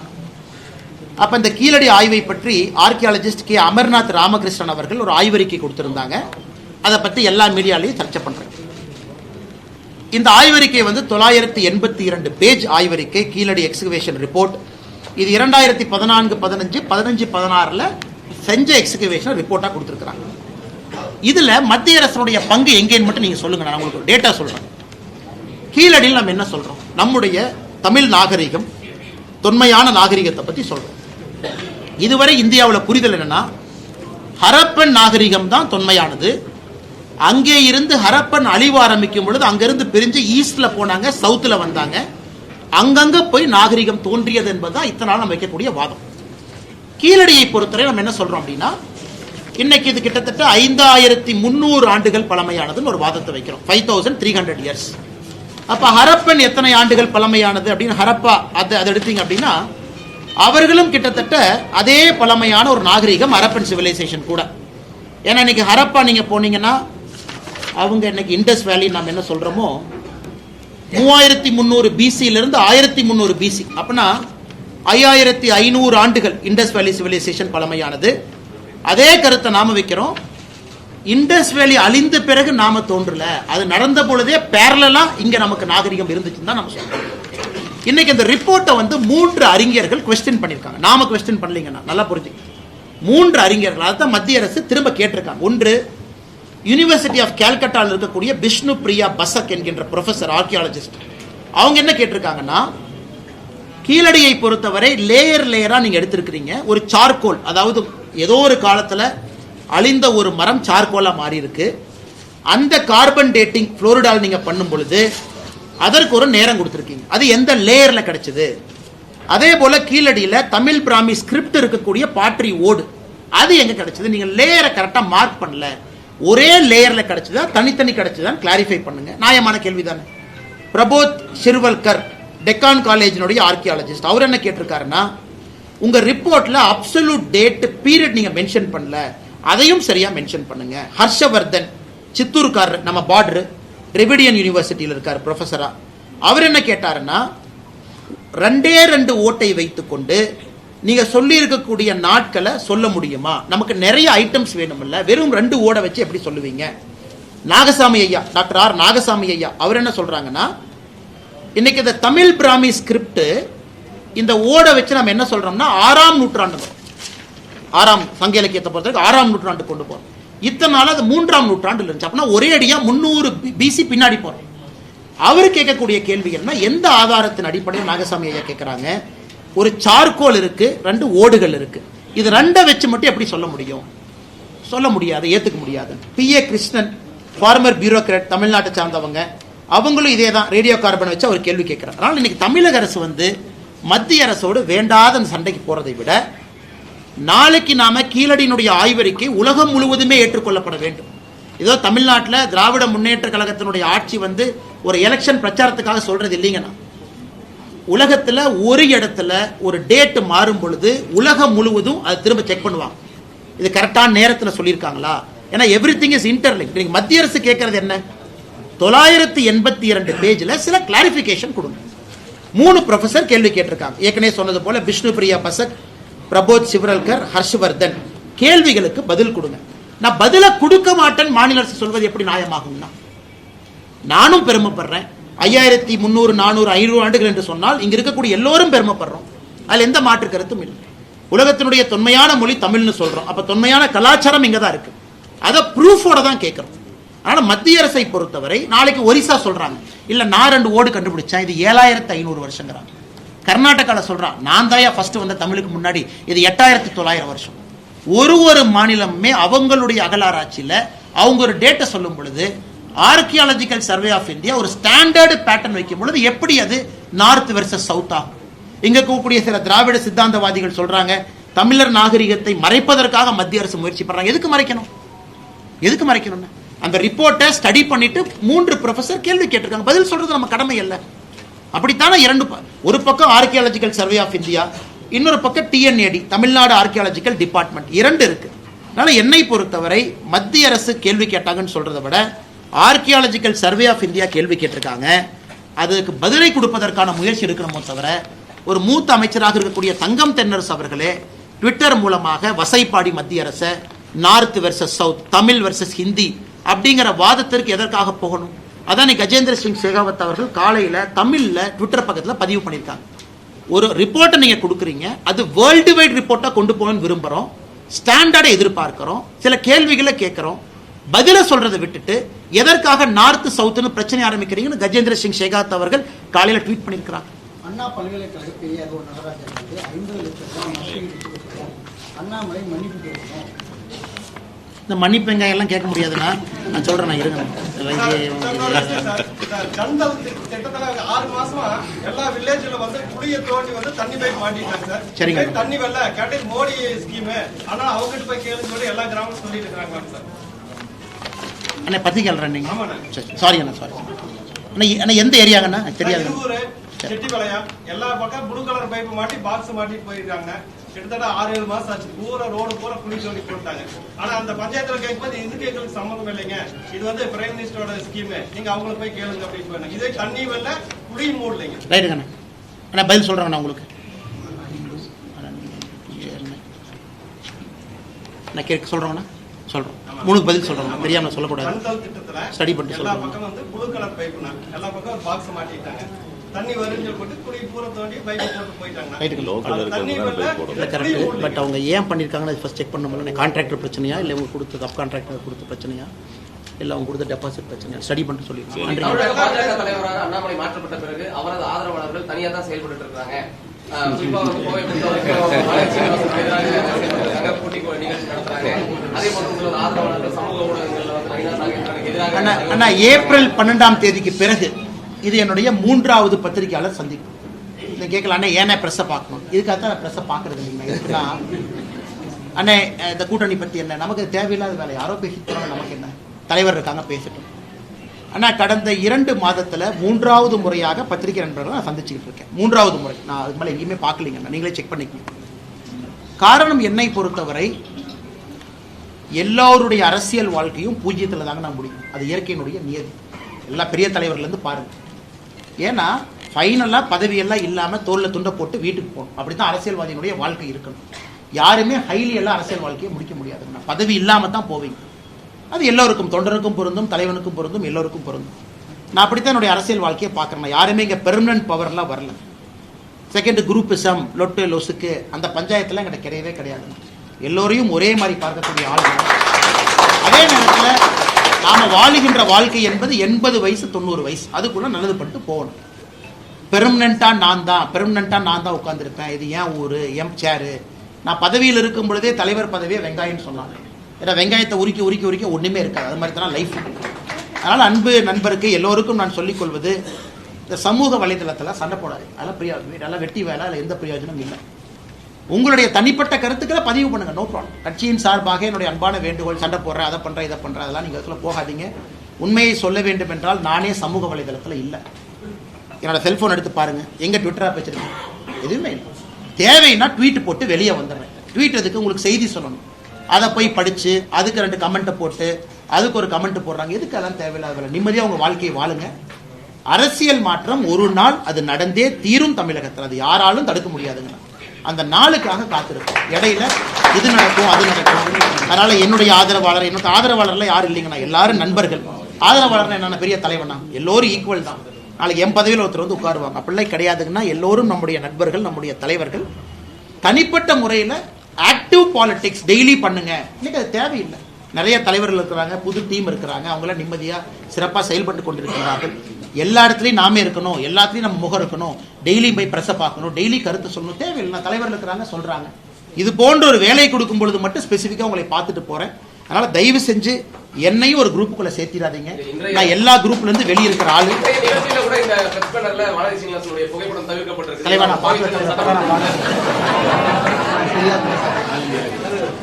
இதுலங்க இது வந்து காமனா தமிழ்நாடு முழுக்க இருக்கு. சென்னையில அமைச்சர் பண்ணும்போது நீங்க சொன்னதுக்கு அப்புறம் தான் திரும்பி பாக்குறேன், நான் பார்க்கல.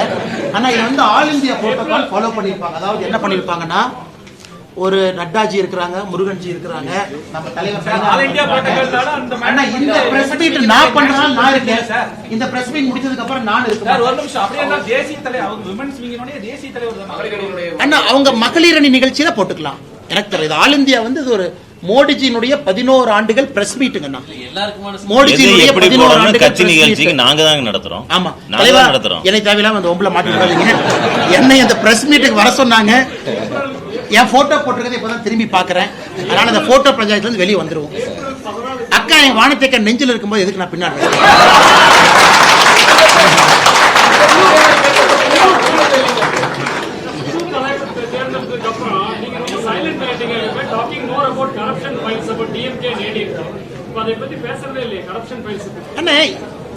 அண்ணே பேசிட்டு தானே இருக்கேன். நீங்க ஒன்று புரிஞ்சுக்கணும்னா, ஒரு புது தலைவருக்கு மரியாதை கொடுக்க வேண்டும், புது டீமுக்கு மரியாதை கொடுக்கணும்.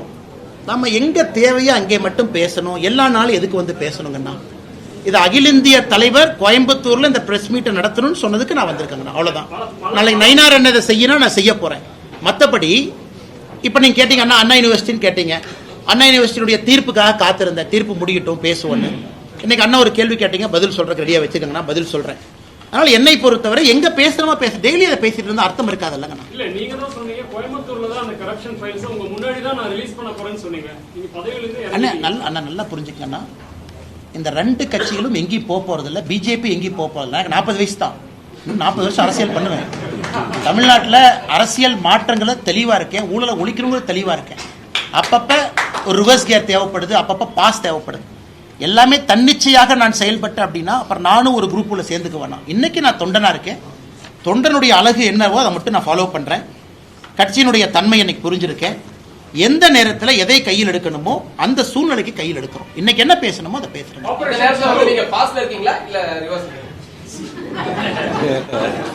நீங்க எப்படி அதுல வந்து செவ்வாய்க்கிழமை பாரத பிரதமர் 58 மெம்பர்ஸ்ல 50 மெம்பர்ஸ் பார்த்தாங்க. அதுல வந்து பாடி லாங்குவேஜ்ல எல்லாத்தோட நல்லது வந்து கனிமொழி அண்ட் சசிகரன் கூட இருந்தாங்க. அவங்க கட்சிக்காரங்களே அவங்கள ஃபெலிசிட்டேட் பண்ணல. பட் யூனிட்டி அண்ட் டைவர்சிட்டி நான் படித்த ஸ்கூலோட இதுதான் அவங்க யூஸ் பண்ணாங்க வேர்ல்டு பூரா. மோதியை பாராட்டி இருக்காரு. ஸோ அவர் எதிர்கட்சிக்கு தலைவர்னு பார்க்கல. They have done a tremendous job worldwide. ஆனால் கனிமொழி அவர்களை பொறுத்தவரை is a very erudite politician. நிறைய அறிவு சார்ந்த ஒரு அரசியல்வாதி. அவங்க இந்தியாவோட இன்ட்ரெஸ்ட்டை நல்லா ரெப்ரசன்ட் பண்ணாங்கன்னா மிகச்சிறப்பாக பண்ணாங்க. அதே போல் அந்த பிரீஃபிங் முக்கியமான நாடுகளுக்கு சசி தரூர் அவங்க போனாங்க. Is also very fantastic politician. நல்லா பண்ணாங்கன்னா மணிஷ் திவாரி உட்பட சுப்ரியா சூலே உட்பட எல்லாரும் நல்லா தான் சிறப்பாக பெர்ஃபார்ம் பண்ணிட்டு வந்தாங்க. இதில் அரசியல் இல்லை. சிந்தூரை பொறுத்தவரை எல்லோரும் ஆதரவு கொடுத்தாங்க. சிந்தூர் முடிந்த பிறகு சிந்தூரை பற்றி எல்லாரும் வெளியே போய் பேசுகிறாங்க. அப்படித்தான் நான் பார்க்குறேங்கன்னா இதில் தனிப்பட்ட முறையில் தமிழகத்தினுடைய எம்பிக்களாக அண்ணன் தம்பிதுரை அவர்கள், அக்கா கனிமொழி அவர்கள் 2 பேரும் பிரதமராக அவருடைய வீட்டில் போய் பார்த்தாங்க. எல்லோருமே இதை பொறுத்தவரை நாம் பாராட்டி ஆக வேண்டும். கனிமொழி அவர்கள் இந்த பிரஸ் மீட்டில் யூனிட்டி அண்ட் டைவர்சிட்டின்னு சொன்னது கொஞ்சம் ரொம்ப வைரல் ஆயிடுச்சு. பட் இருந்தும் கூட அதை தாண்டி நிறைய இடத்துல பேசினாங்கன்னா இந்த யூனிட்டி அண்ட் டைவர்சிட்டியை தாண்டி நிறைய பிரஸ் பிரீஃபிங் மிக அழகாக ஆர்டிகுலேட்டாக நம்முடைய மத்திய அரசினுடைய ஸ்டாண்டு ஆபரேஷன் சிந்தூரை பற்றி அழகாக பேசினாங்க. அதனால் எல்லோருக்குமே எங்களுடைய பாராட்டுக்கள், வாழ்த்துக்கள் அந்த நேரத்தில் நாங்கள் சொல்கிற கடமைப்பட்டிருக்கோம். அதைத்தான் பிரதமர் மோடி அவர்களும் செய்தார். அதிமுகவிற்கு ஆதரவாக பிரச்சாரம் செய்வேன்னு சொல்லி அதிமுக குறித்து கடுமையான விமர்சனம் வச்சிருக்கீங்க. டிடிவி தினகரன் சொல்லியிருக்காரு. நீங்க வந்து அதிமுகவுக்கு ஆதரவாக பிரச்சாரம் செய்வீங்க. தேர்தல் டேட் அறிஞர் அறிவிக்கலையா? கட்சியினுடைய மாறுன்னு நான் சொல்லலாம். கட்சியினுடைய தொண்டன் நான். கட்சி சொல்றதை நான் செய்ய போறேன். கட்சி என்ன செய்யும் சொல்லும்போது நான் சொல்ல போறேன். தேர்தல் வரட்டும், கூட்டணி ஃபார்ம் ஆகட்டும், எல்லோருமே நம்முடைய அஜெண்டா செட் ஆகட்டும், நேரம் வரும்போது பேசுவாங்க. இன்னைக்கு எதுக்கு எதுங்கண்ணா கிரைசிஸ் எல்லாம் எது இல்லைங்கண்ணா, எல்லாம் நல்லதாங்கண்ணா இருக்கிறாங்க. குறிப்பாக நம்முடைய மருத்துவர் ஐயா, பெரிய ஐயா ஒரு முக்கியமான ஒரு தலைவர், தமிழகத்தில் சமூக நீதிக்காக போராடியவர். இந்தியாவில் எத்தனையோ அரசியல் தலைவர்கள் இருந்தாலும் கூட நான் வாழ்க்கையில் பார்லிமெண்ட்டுக்குள்ள அசம்பிளிக்குள்ள போக மாட்டேன் அப்படின்னு சொல்லி அரசியல் செய்யக்கூடியவர் பெரியவர் டாக்டர் ஐயா. இன்னொரு பக்கம் மாற்றம் வேண்டும் என்று நினைக்கக்கூடியவர் சின்னவர் டாக்டர் ஐயா அன்புமணி ஐயா இருக்கிறாங்க. 2 பேரையுமே நான் எப்படி பார்க்கிறேன்னாங்கன்னா 2 பேரும் முக்கியமானவர்கள், இந்த காலகட்டத்திற்கு முக்கியத்துவம் வாய்ந்த தலைவர்கள். அதிலும் குறிப்பாக அன்புமணி அண்ணங்கிட்ட எனக்கு ஒரு நல்ல ரிலேஷன்ஷிப் இருக்கு. காரணம் நிறைய பேசியிருக்கோம். தமிழகத்தினுடைய அரசியல் மாற்றத்தை பற்றி பெரிய கனவு வச்சிருக்காரு.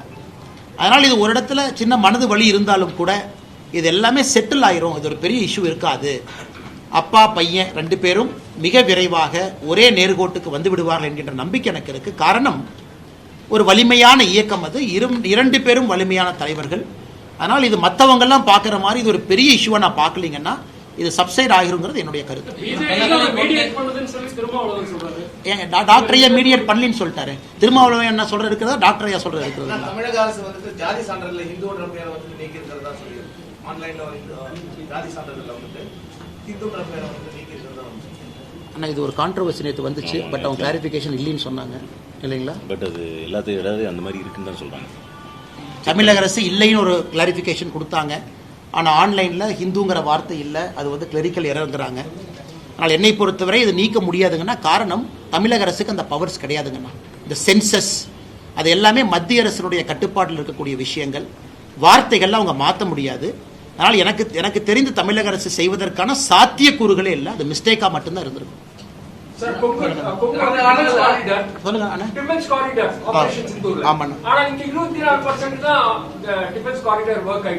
அதே யூபில பாத்தீங்கன்னா ப்ரமோஸ் போயிருக்கு. இங்க டிஃபென்ஸ் காரிடார் டிக்ளேர் பண்ணி 4 வருஷம் ஆச்சு. இன்னும் அவ்வளவு டெவலப் ஆகல. அதே மாதிரி யூபியை திட்டிட்டே இருப்பீங்க. பட் யூபில ப்ரமோஸ் வந்துருச்சு. இப்ப விஎம்டி டெக்னாலஜிஸ் ஆபரேஷன் சித்தூர்ல இருக்கிற ஸ்வதேசி மூவ்மெண்ட் எல்லாம் ஆந்திராக்கு போயிடுச்சு, யூபிக்கு போயிடுச்சு. பொங்கல் ரீசனுக்கு ஏன் வரலன்னா state government responsible for that 100%. மத்திய அரசு ஒரே நேரத்தில் 2 மாநிலத்துக்கு கொடுக்குறாங்க. டிஃபென்ஸ் கார்டர் இங்கே கொடுக்குறாங்க, டிஃபென்ஸ் கார்டர் யூபி கொடுக்குறாங்க. யூபியினுடைய ப்ரோக்ரஸ் பாருங்க, 30,000 கோடி ரூபாய்க்கு மேலே இங்கே இன்வெஸ்ட்மெண்ட் வந்திருக்கு. தமிழ்நாட்டுக்கு எவ்வளோ வந்திருக்குன்னா ஒன்றுமே வரல. முதலமைச்சர் அவங்க வந்து இன்வெஸ்டர் மீட்னு ப்ரொமோட் பண்ணுறாரு. எங்கேயாச்சும் டிஃபென்ஸ் கார்டர்னு வாயை திறந்து பேசியிருக்காரா? டிஃபென்ஸ் கார்டரில் பணம் போடுங்கன்னு சொல்லியிருக்காங்களா? அந்த இன்வெஸ்டர் சமிட் சென்னையில் நடந்த பொழுது டிஃபென்ஸுக்குன்னு தனியாக நடத்தினாங்களா? முதலமைச்சருக்கு அக்கறை இல்லை. தமிழகத்திற்கு வர வேண்டியதெல்லாம் யூபிக்கு போகுது. டிஃபென்ஸை பொறுத்த வரைக்கும் எந்த டிஃபென்ஸ் இண்டஸ்ட்ரியும் கோயம்புத்தூர் பக்கம் வர தயாராக இல்லை. ஆனால் கோயம்புத்தூர் தான் டிஃபென்ஸ் இண்டஸ்ட்ரிக்கு சூட்டபிளான இடம். அவ்வளவு எஸ்எம்இ இருக்காங்க, அவ்வளவு லேத் ஃபேக்டரி இருக்கு, அவ்வளவு ஸ்கில்டு லேபர் இருக்கு. மாநில அரசினுடைய அக்கறையின்மை காரணமாக தமிழகத்திற்கு வர வேண்டிய எவ்வளவோ முதலீடுகள் வெளியே போயிட்டு. தேசிய ஜனநாயக கூட்டணியில இருந்து தாவேகா தலைவர் விஜய்க்கு வந்து அழைப்பு விடுக்கப்பட்டதா சொன்னாங்க. அங்க இருந்து எந்த விதமான ஒரு பதிலும் இல்ல. அவர் விஜய் வருவது தேசிய ஜனநாயக கூட்டணிக்கு பலமா இல்லையா?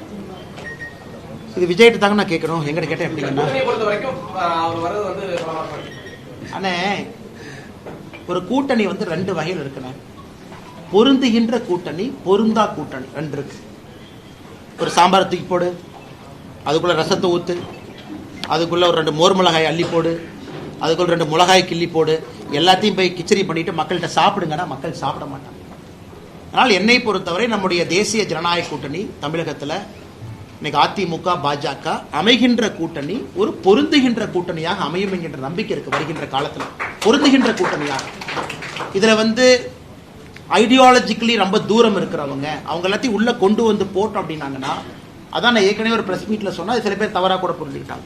எண்ணிக்கை என்பதை விட எண்ணம் முக்கியம். எப்பவுமே கூட்டணியை பொறுத்தவரை நம்ம எண்ணம் என்ன அப்படின்னு. இப்ப விஜய் அவர்களை பொறுத்தவரை பிஜேபி எங்களுடைய ஐடியாலஜிக்கல் எதிரி அப்படின்னு சொல்றாங்க. தமிழகத்தை பொறுத்தவரை டிஎம்கே எங்கள் எதிரிங்கிறாங்க. ஆனால் நீங்க விஜய்கிட்ட தான் கேட்க முடியும், ஆக்டர் அவங்க கிட்ட எப்படி வந்து இது பொருந்தும் அப்படின்னு. அதனால பொருந்தும் பொருந்தா இதுல நீங்களே கணக்கு போட்டுக்கங்க. இன்னைக்கு கூட்டணியை பற்றி பேசக்கூடிய இடத்துல நான் இல்லை. மாநில தலைவர் இருக்கிறாங்க, தலைவர்கள் இருக்கிறாங்க. என்னுடைய கருத்து பொருந்தும் கூட்டணியாக அமைய வேண்டும் என்பது மட்டும் என்னுடைய. ஏடிஎம்கே பிஜேபி மட்டும் எப்படி பொருந்துங்கிறீங்க? நீங்க இருமொழி கொள்கை சொல்றீங்க, அவங்க இருமொழி கொள்கை சொல்றாங்க. இவங்க நீட்டுக்கு நீங்க கொண்டு வந்தது பெனிஃபிட். அதுக்கு தான் காமன் மினிமம் ப்ரோக்ராம், அதுக்கு தான் காமன் மினிமம் ப்ரோக்ராம்ங்கிற வார்த்தையை பயன்படுத்துறாங்க. மும்மொழி கொள்கைக்கு வந்து கிடையாது, நாங்க இருமொழி கொள்கையில ஸ்ட்ராங்னு சொல்றாங்க. அவங்க திராவிடிய மூவ்மெண்ட்ல இருக்காங்க. அவங்க உங்களோட எப்படி பொருந்தி வராங்க? அதுக்கு தான் அண்ணாமலை எடப்பாடி பழனிசாமி வந்து ஒரு கூட்டணி கட்சி தலைவராக மறிக்க வந்து கூட்டத்தில் நீங்களே பேசுறீங்க. அண்ணா, காமன் மினிமம் ப்ரோக்ராம் தலைவா இங்க பாருங்க.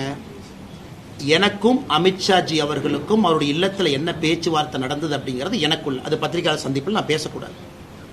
நான் என்னுடைய கருத்துக்களை என்ன சொல்லி இருக்கேன் எங்களுடைய தேசிய தலைவருக்கு, நான் மாநில தலைவர் பொறுப்பிலிருந்து வெளியே வருவதற்கு முன்பு, அது எனக்குள்ள. அதை நான் வெளியே சொன்னேன் அப்படின்னா அந்த மாநில தலைவர் பதவிக்கு நான் லாயக்கு இல்லாமே 4 வருஷம் இருந்திருக்குன்னு அர்த்தம். ஸோ ஏற்கனவே சொன்னது போல இன்னைக்கு எல்லாத்தையும் கேட்டுட்டு மத்திய தலைமை நம்முடைய நட்டா அவர்கள், நம்முடைய அமித்ஷா அவர்கள் ஒரு முடிவு எடுத்திருக்கிறாங்க. அதுல மிக தெளிவாக சென்னையில் நடந்த பிரஸ் மீட்ல அமித்ஷா அவங்க சொன்னாங்க, காமன் மினிமம் ப்ரோக்ராம் சிஎம்பின்னு ஒரு வார்த்தையை பயன்படுத்தினாங்க. ஆமா, எங்களுக்கும் ஏடிஎம்கேக்கும் கொள்கை அடிப்படையில் நிறைய பிரச்சனை இருக்குது. ஆனா எங்களுக்கு பிடிச்ச சில விஷயம் ஏடிஎம்கேக்கு பிடிக்காது, ஏடிஎம்கேக்கு பிடிச்ச விஷயம் எங்களுக்கு பிடிக்காது. அதனால காமன் மினிமம் ப்ரோக்ராம்னு 2 பேர்த்துக்கும் ஒத்து போற கொள்கைகளை அந்த ப்ரோக்ராம்ல இருக்கும், அதை நாங்க செயல்படுத்துவோம் அப்படிங்கிற வார்த்தையை பயன்படுத்தினாங்க. நீங்க கேட்டத கேள்விக்கான பதில் அதுலயே இருக்கு. இதை வந்து எங்களுடைய தலைவர் அமித்ஷா அவர்கள் தெளிவுபடுத்துறாங்க. ஆமா, உண்மைதான். நாங்க 3 மொழி கொள்கை, நாங்க தேசிய கல்விக் கொள்கை எல்லாம் சொல்றோம். அனைத்து இந்திய அண்ணா திராவிட முன்னேற்ற கழகத்தை பொறுத்தவரை வேண்டாங்கிறாங்க. உண்மைதான். அதனால இந்த கூட்டணியை பொறுத்தவரை காமன் மினிமம் ப்ரோக்ராமோட தான் நாங்க வர்றோம் அப்படின்னு சொன்ன பிறகு இதற்கு மேல நான் என்ன பதில் சொல்றேங்க? நாளைக்கு பிஜேபி அதிமுக ஆட்சி வந்தாலுமே ஏடிஎம்கேவோட ஸ்டாண்ட் இருக்கக்கூடிய அந்த இருமொழி கொள்கை தான் இருக்கும் அப்படின்னு ஒத்துக்கலாமா? அது 2 கட்சி தலைவர். நான் இந்த ஒரு நிமிஷம் சொல்றேன். கேள்வி கேட்கக்கூடிய ஆர்வத்தை பதில் சொல்லும் போது கேட்கக்கூடிய ஆர்வத்தையும் நீங்க காட்டணும். கேள்வி கேட்கும்போது எவ்வளவு ஆர்வமா கேட்கணும். அது எங்க கட்சியினுடைய தலைவர்களும் அனைத்து இந்திய அண்ணா திராவிட முன்னேற்ற கழகத்தினுடைய தலைவர்களும் உட்கார்ந்து அந்த காமன் மினிமம் ப்ரோக்ராமை டிராஃப்ட் பண்ணும்போது நீங்க கேட்க வேண்டிய கேள்வி. காமன் மினிமம் ப்ரோக்ராம் எலெக்ஷனுக்கு முன்னாடி வரத்தானே போதுங்கண்ணா. அமித்ஷா அவங்க சென்னையில சொன்னாங்க, காமன் மினிமம் ப்ரோக்ராம பத்திரிகை மாதிரி நீங்க படிக்கத்தான் போறீங்க. ஓ, இதான் சிஎம்பியான். அதன் பிறகு நீங்க கேட்கக்கூடிய கேள்வி இன்னைக்கு கேட்டா எப்படி பதில் சொல்லுவாங்கண்ணா? அது அண்ணா, அதான் 2 கட்சிகளுக்கும் மாறுபட்ட ஐடியாலஜி இருக்கும் பொழுது அமித்ஷா அவங்க சென்னையில் சொல்றாங்க காமன் மினிமம் ப்ரோக்ராம். 2 பேரும் சேர்ந்து அடிப்படையான கொள்கைகளை வச்சு அந்த கூட்டணிக்கு போறோம். அவர் சொன்ன பிறகு நேரம் கொடுக்கணும். பிஜேபியினுடைய தலைவர் நயினாரன் இருக்கிறாங்க, அனைத்து இந்திய அண்ணா திராவிட முன்னேற்ற கழகத்தினுடைய பொதுச்செயலாளர் இருக்கிறாங்க. ஒரு கமிட்டி போடுவாங்க, அவங்க உட்காருவாங்க, சிஎம்பியை டெவலப் பண்ணுவாங்க, நம்ம முன்னாடி வைக்க போறாங்க. இன்னைக்கு நான் அந்த பொறுப்புல சிஎம்பி என்னன்னு சொல்ற பொறுப்புல நான் இல்லை. அது அந்த பொறுப்புல தலைவர்கள் இருக்கிறாங்க.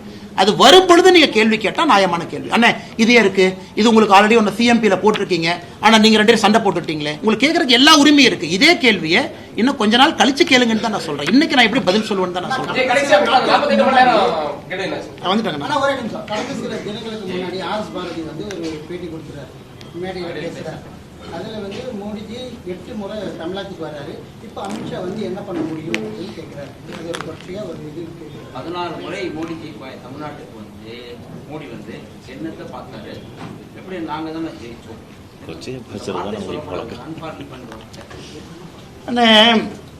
ஆர்எஸ் பாரதி அவர்களை பொறுத்தவரை சில பேர்ல அரசியல் ரிட்டையர்மெண்ட் ஏஜ் வைக்கணுங்கண்ணா, 70, 65, 75 அப்படின்னு. அந்த ரிட்டையர்மெண்ட் ஏஜை தாண்டிட்டோம் அப்படின்னா புத்தி பேதலித்து விடும் என்பதற்கு ஒரு ப்ராப்பரான உதாரணம் ஆர்எஸ் பாரதி.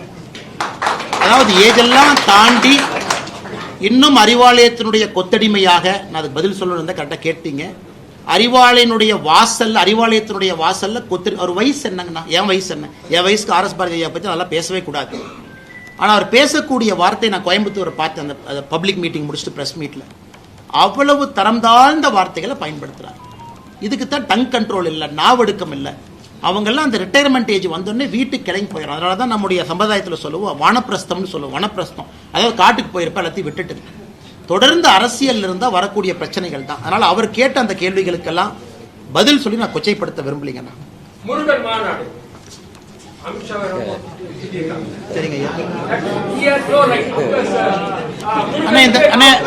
அண்ணே, இந்த முருகர் மாநாட்டை பொறுத்த வரைக்கும் இந்து முன்னணி அமைப்பினுடைய தலைவர் அண்ணன் காடேஸ்வர சுப்பிரமணியம் அவர்கள், இந்து முன்னணி தோழர்கள், நம்முடைய பாரதிய ஜனதா கட்சியினுடைய தலைவர் நயினார் அண்ணன், தமிழிசை அக்கா, முருகன் ஐயா எல்லாம் எவ்வளவு அட்வர்டைஸ்மெண்ட் பண்றோம்னு நினைக்கிறாங்களோ அதை விட திமுக 100 மடங்கு அட்வர்டைஸ்மெண்ட் பண்ணிருக்காங்க. இது மக்கள் எல்லாம் போய் சேர்ந்துருச்சு. அதனால இந்த நேரத்தில் ஜூன் 22ஆம் தேதி மதுரையில் நடக்கக்கூடிய முருகர் மாநாட்டுக்கு இலவசமா அட்வர்டைஸ்மெண்ட் கொடுத்துட்டு இருக்கக்கூடிய காங்கிரஸ் கட்சிக்கும் திராவிட முன்னேற்ற கழகத்துக்கும் எல்லா திராவிட கழகங்களுக்கும் என்னுடைய நன்றியை தெரிவிச்சுக்கிறேன். ஏன்னா நிறைய நேரம்னா negative publicity is the best publicity. தப்பா பேசவே மக்கள் அது உண்மையை புரிஞ்சுக்குவாங்க. அதனால முருகர் மாநாட்டை பொறுத்தவரை இன்னைக்கு ஆர்கனைசர்ஸ் என்ன சொல்றாங்கன்னா 5 லட்சம் பேர் வருவாங்கன்னு சொல்றாங்க. என்னை பொறுத்தவரை தமிழகத்தினுடைய அரசியல் வரலாற்றில் சேராத ஒரு கூட்டம் முருகருக்காக மதுரையில் ஜூன் 22ஆம் தேதி சேர போறாங்கன்னா எந்த மாற்று கருத்து இல்லைங்க. ஆனா சீனியருக்கு போயிடலாங்க. கேளுங்க. ராகுல் காந்தி வந்து ஹேண்டிகேப் பர்சனை இன்சல்ட் பண்ணிருக்காரு. லங்கடா கோடா, இந்தியில லங்கடா கோடானா ஹேண்டிகேப் ஹார்ஸ். 3 ஹார்ஸ் சொல்லியிருக்காரு. ஒன்னு பராக் கா கோடா, एक रेस का घोड़ा, तीसरा लंगड़ा घोड़ा. All India handicapped association has filed complaint. ராகுல் காந்தி அவருக்கு பாதி நேரம் கோர்ட்டுக்கு போறது இறங்குறதே வேலையா போச்சு. நம்ம தான் குஜராத்ல போயிட்டு வந்தார். அதனால ஒரு அரசியல் தலைவர், முக்கியமான தலைவர், அவர் யாராவது இழிவுபடுத்தியதுக்கு முன்னாடி பார்த்தீங்கன்னா மோடி அப்படிங்கிற சமுதாயத்தை இழிவுபடுத்தியதற்காக அவர் மன்னிப்பு கோர வேண்டி வந்துச்சு. இன்னைக்கு இன்னொரு விஷயம் புதுசாக வந்திருக்கு. மூத்த தலைவர், நாட்டினுடைய எதிர்க்கட்சி தலைவரும் கூட பொறுப்பாக இருக்கணும். அதனால் இது பார்ப்பாங்கன்னா யாருக்கெல்லாம் இதன் மூலமாக பாதிக்கப்பட்டிருக்காங்களோ கோர்ட்டுக்கு போகிறதுக்கான இது இருக்கு. பொறுத்திருந்து பார்க்க அண்ணே, நம்முடைய அண்ணா யூனிவர்சிட்டி பல்கலைக்கழகம் அந்த கேஸை பொறுத்த வரைக்குங்கன்னா PRO நடராஜன் அவர்கள் நேற்று எனக்கு ஒரு டிஃபமேஷன் சூட் 50 லட்சம் ரூபாய் அனுப்பியிருப்பதாக அறிகின்றேன். அதனால் அதில் மன்னிப்பு கோர வேண்டும் என்று சொல்லியிருக்கின்றார்கள். நான் மன்னிப்பு கோரப்போவது கிடையாது. இதையெல்லாம் ஒரு வாய்ப்பாக பார்க்கின்றேன். இப்போ TR பால் அவங்க என் மேலே ஒரு டிஃபமேஷன் சூட் போட்டாங்க. வர 24, 25ஆம் தேதி சென்னையில் TR பாலு ஐயாவை கிராஸ் கொஸ்டின் நான் பண்ண போகிறேன் அந்த கேஸில். அதாவது நம்ம DMK Part 1 ஃபைல்ஸ் நீங்களாம் கேட்டீங்க, என்னாச்சுன்னு கேட்டீங்க. DMK Part 1 ஃபைல்ஸ் நம்ம ரிலீஸ் பண்ண பிறகு TR பால் அவங்க என் மேலே ஒரு மான நஷ்ட வழக்கு தொடுத்தாங்க. இந்த மான நஷ்ட வழக்கில் முக்கியமான ஒரு அம்சம் என்னன்னா, யாருக்கு மானம் நஷ்டமடைந்து விட்டதாக நினைக்கின்றார்களோ அவங்க கேஸ் போடுறாங்களோ அவங்கள கூண்டுல ஏற்றி கேள்வி கேட்பதற்கு ஆப்போசிட் பர்சனுக்கு உரிமை இருக்கு. ஸோ TR பால் அவர்களை நான் வருகின்ற 24, 25 சென்னை நீதிமன்றத்தில் நான் செய்ய போறேன். ஸோ என்னுடைய கேள்விகளுக்கு அவர் பதில் சொல்லணும். அவருடைய மொத்த சொத்து எப்படி வந்துச்சு, குடும்பம், ஒரு பேர்ல TRB ராஜா, அவர் சகோதரர், ஒரு சொத்தையும் நீதிமன்றத்துக்கு நான் கொண்டு போக போறேன். அவர் எப்படி சம்பாதிச்சாரு, பாராளுமன்றத்தில் எம்பியா இருக்கும் பொழுது அவருடைய கம்பெனிக்கு ஸ்பெஷல் கேஸை கேட்டார் UPA கவர்மெண்ட்ல, ஃபர்டிலைசர் ப்ரொடக்ஷனுக்கு, ஆல்கஹாலுக்கு. அதனால் அது நீங்க சொன்னீங்க, சில இடத்துல நீதிமன்றத்தின் மூலமாக நடத்தக்கூடிய அந்த வாதங்கள் பத்திரிகை மூலமாக மக்கள் பார்க்கும் பொழுதே அவங்களுக்கு தெரியும் யார் ஊழல்வாதி இல்லை. அதே போல PRO நடராஜன் அவர்கள் கொடுத்திருக்கக்கூடியதை கூட நான் வரவேற்கிறேன். கோர்ட்ல பார்த்துக்கலாம், ஒன்றும் பிரச்சனை இல்லைங்கண்ணா. PRO நடராஜன் அவர்கள் சொல்லியிருக்கக்கூடிய கருத்துக்கு மட்டும் சில பதில் கருத்துக்கள் நான் வைக்கிறேன். அவங்க என்ன சொன்னாங்கன்னா, என்னுடைய அண்ணன் இறந்துட்டாங்க, ஆன்மா சாந்தி அடையணுங்கன்னா அது சம்பந்தமாக தான் கோட்டூர் சண்முகம் என்கிட்ட பேசினாரு, வேற எதுவுமே என்கிட்ட பேசலை அப்படின்னு. ஆனால் அந்த கால் பார்த்தீங்க அப்படின்னாங்கன்னா, ஏன்னா 24ஆம் தேதியை திரும்ப திரும்ப திரும்ப நான் ஏன் பேசுறேன் அப்படின்னா, 24ஆம் தேதி தான் பல பிரச்சனைகள் நடந்தது. அந்த ஞானசேகரனை போலீஸ் ஸ்டேஷன் கூட்டிட்டு போய் வெளியே விட்டாங்க. ஸோ 24ஆம் தேதி மிக முக்கியமான ஒரு நாள், டிசம்பர். அந்த 24ஆம் தேதி காலையில் இந்த கோட்டூர் சண்முகத்துக்கு வந்த முதல் காலே மா சுப்பிரமணியம் அவருடைய பிஏ துளசின்னு ஒருத்தர் இருக்கார். அவர் தான் கோட்டூர் சண்முகத்துக்கு பண்ண முதல் கால். அதன் பிறகு நிறைய விஷயங்கள் நடக்குது. சாயந்தரம் கோட்டூர் சண்முகமும் மா சுப்பிரமணியம் நேரடியாக பேசுறாங்க. இன்னைக்கு மா சுப்பிரமணியம் அவர்கள் சொல்லக்கூடிய கருத்தும் மிக மிக தவறு. அவங்க ஒரு போலீஸ் ஸ்டேஷனுக்கு அக்யூஸ்டு போகும் பொழுது மேனிப்புலேட் பண்றாங்க. உதாரணத்திற்கு ஞானசேகரன் போலீஸ் ஸ்டேஷன்ல இருந்து வெளியே வர்றார் டிசம்பர் 24. 8:32 மணிக்கு சாயந்தரம் ஏற்கனவே சொன்னதுதான் மா சுப்பிரமணியம் கோட்டூர் சுப்பிரமணியம் அவங்ககிட்ட பேசுறாங்க, கோட்டூர் சண்முகத்துக்கிட்ட. கோட்டூர் சண்முகம் அந்த கால் முடிச்ச உடனே பேசுற அடுத்த காலே அண்ணா யூனிவர்சிட்டி பிஆர்ஓ நடராஜன். 8:32 கோட்டூர் சண்முகம் மா சுப்பிரமணியம் பேசுறாங்க சாயந்தரம். அடுத்த கால் 8:33 கோட்டூர் சண்முகமும் அண்ணா யூனிவர்சிட்டி முன்னாள் பிஆர்ஓ நடராஜன் பேசுறாங்க. 8:34 கோட்டூர் சண்முகமும் ஞானசேகரனும் பேசுறாங்க. அதனால இதெல்லாம் தயாரா இருக்கு. இன்னாரும் என்ன நடத்திருக்கணும்னா, அந்த எஸ்ஐடி என்னைய சம்மன் பண்ணிருக்கணும். இந்த ஸ்பெஷல் இன்வெஸ்டிகேஷன் டீம் 3 அதிகாரிகள் அவங்க என்ன பண்ணிருக்காங்கன்னா, ஒரு பொதுமக்கள் ஒரு இன்ஃபர்மேஷனை கொடுக்குறோம், ஏன் நீங்க லேட்டா கொடுத்தீங்க அண்ணா, நான் நல்லா புரிஞ்சுக்கணும், இந்த பர்டிகுலர் கேஸ்ல சார்ஜ் ஷீட் உங்களுக்கும் தெரியாது எனக்கும் தெரியாது, இது வந்து க்ளோஸ் சார்ஜ் ஷீட். கோர்ட்ல நடக்கக்கூடிய ட்ரையல் உங்களுக்கும் தெரியாது எனக்கும் தெரியாது. தீர்ப்பு வந்த பிறகுதான் இந்த பர்டிகுலர் சென்சிட்டிவ் கேஸ், எஃப்ஐஆரே மறைக்கப்பட வேண்டிய கேஸ், எஃப்ஐஆரே ஓபனா கொடுக்க முடியாது. தீர்ப்பு வந்த பிறகு 2 சைடுனுடைய லாயர்ஸ் என்ன சொல்றாங்களோ அதை வச்சுதான் நமக்கு தெரியும், ஓ என்ன எவிடன்ஸ் வைக்கிறாங்க என்ன எவிடன்ஸ் வைக்கல. இன்னைக்கு வரைக்கும் சார்ஜ் ஷீட் என் கையில கிடையாது. கோர்ட்டினுடைய ஜட்ஜ்மெண்ட் காப்பி பப்ளிக் டாக்குமெண்ட் ஆயிருக்கா, இன்னைக்கு வரைக்கும் இல்லை. எதற்காக திரும்ப திரும்ப சொல்றேன்னா, அந்த சென்சிட்டிவ் கேஸ்ல என்ன வச்சிருக்காங்கிற எவிடன்ஸ் இல்லாம 2 லாயர்ஸும் பேசுவதை வைத்து ஓ இதெல்லாம் விட்டுட்டாங்க, அப்ப இவங்க எல்லாம் விசாரிக்கலையா, அப்ப 24ஆம் தேதி எதற்காக நம்ம கிட்ட இருக்கிற ரெக்கார்டை படி ஞானசேகரனை கைது பண்ணீங்க, ஏன் விட்டீங்க, மா சுப்பிரமணியம் அமைச்சர் ஏன் சம்மன் பண்ணல, அமைச்சர்கிட்ட ஏன் கேள்வி கேட்கல, கோட்டூர் சண்முகத்தை ஏன் சம்மன் பண்ணல. 2 போலீஸ் ஆபீசர்ஸ் நான் ஏற்கனவே சொல்லியிருந்தேன். ஒரு போலீஸ் ஆபீசர் பாத்தீங்கன்னா sub inspector Guindy law and order Gunasekar Kannan. இந்த குணசேகர் கண்ணன் பாத்தீங்கன்னா, ஞானசேகரன் 23ஆம் தேதி அண்ணா யூனிவர்சிட்டியில் அந்த பாலியல் சம்பவம் நடந்த பிறகு ஞானசேகரன் பேசுற முதல் காலே இந்த sub inspector Guindy law and order Gunasekar Kannan. அப்ப சம்மன் பண்ணி விசாரிக்கணுமா இல்லையா, விசாரிக்கல எஸ்ஐடி. அதே போல அந்த குணசேகரன் கண்ணங்கிட்ட மறுபடியும் 2 முறை அன்னைக்கு நைட்டு பேசியிருக்கான். இதெல்லாம் நியாயமாக நீங்களும் நானும் கேட்கக்கூடிய கேள்விகள். அதை எஸ்ஐடியோ அரசோ பதில் சொல்லணும். சம்பவம் முடிந்த பிறகு போனை ஆன் பண்ண பிறகு ஃபர்ஸ்ட் கால் எதுக்கு சப் இன்ஸ்பெக்டர் பண்ற. அதே போல 24ஆம் தேதி போலீஸ் ஸ்டேஷனுக்கு போகும் பொழுது அப்போ ஒரு சப் இன்ஸ்பெக்டர் கோட்டூர்புரத்தினுடைய சப் இன்ஸ்பெக்டர் கோவர்தன், கோட்டூர்புரத்தினுடைய சப் இன்ஸ்பெக்டர் கோவர்தன் தொடர்ச்சியாக 24ஆம் தேதி அந்த ஸ்டேஷனுடைய சப் இன்ஸ்பெக்டர் கோட்டூர் சண்முகத்துக்கிட்ட எதுக்கு பேசணும், 25ஆம் தேதி ஏன் பேசணும். அன்னைக்கு நான் சப் இன்ஸ்பெக்டரோட பேர் சொல்ல இன்னைக்கு சொல்றேங்க. Gunasekaran Kannan is one sub inspector, கோட்டூர்புரத்தினுடைய sub inspector Govardhan is another sub inspector. இது நியாயமான கேள்விகள் தானே, இதை எஸ்ஐடி பதில் சொல்லணும். அன்னைக்கு மா சுப்பிரமணியம் அவர்கள் நான் சும்மா பேசுனங்கிறார். இந்த சம்பவம் முடிந்து அடுத்த 5 நாள் பேசவே இல்லை. 24ஆம் தேதி மட்டும்தான் கோட்டூர் சண்முகத்திட்ட பேசுறாரு. ஹெல்த் மினிஸ்டரா இருக்காரு, எதுக்கு பேசுறாரு, வெளியே வந்த பிறகு எதுக்கு பேசுறாரு.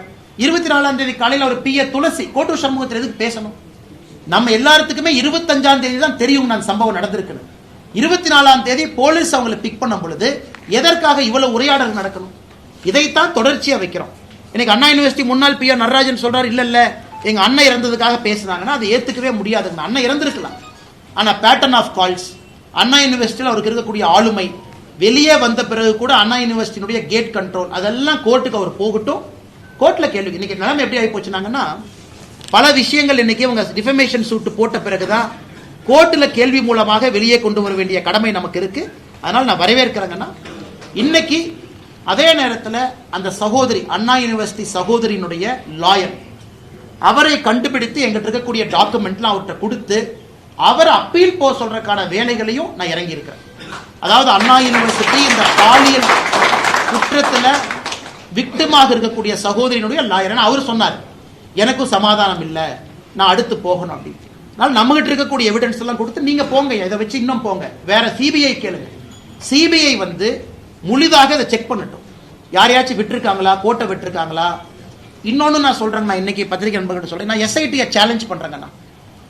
நீங்க ஞானசேகரன் கைப்பற்றப்பட்ட மொபைல் போன்ல என்னை பொறுத்தவரை ஞானசேகரனுடைய மொபைல் போன்ல வேற வீடியோவும் இருந்துச்சு. அந்த விக்டிமை ட்ரேஸ் பண்றதுக்கு எஸ்ஐடி முயற்சி எடுக்கல. அந்த வீடியோவில் இருக்கக்கூடிய பெண்மணி யார் முயற்சி எடுக்கல. அவங்களா கேஸ் கொடுத்தா எடுத்துக்கலாம். ஒரு கேஸ் கொடுத்தாங்க, மே 14 ஒரு கேஸ் கொடுத்தாங்க, 2 கேஸ் கொடுத்தாங்க. இதை மட்டும் இன்வெஸ்டிகேட் பண்ணுவோம்.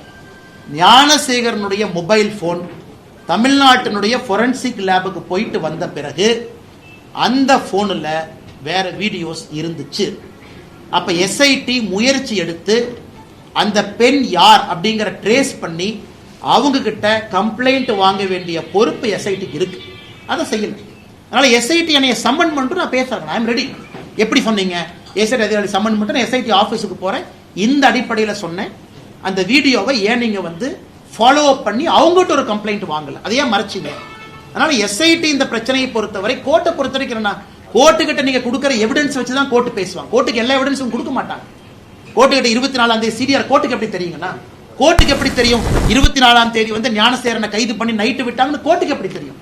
கோர்ட்டை பொறுத்தவரை போலீஸ் கொடுத்த சார்ஜ் ஷீட்டும் டிஃபென்ஸ் சொல்ற ஆர்குமெண்ட்டை கேட்டுத்தான் நீதியரசர்கள் நீதி கொடுக்குறாங்களோ தவிர பேக்ரவுண்ட்ல நடந்ததெல்லாம் எந்த கோர்ட்டுக்குமே தெரியாது.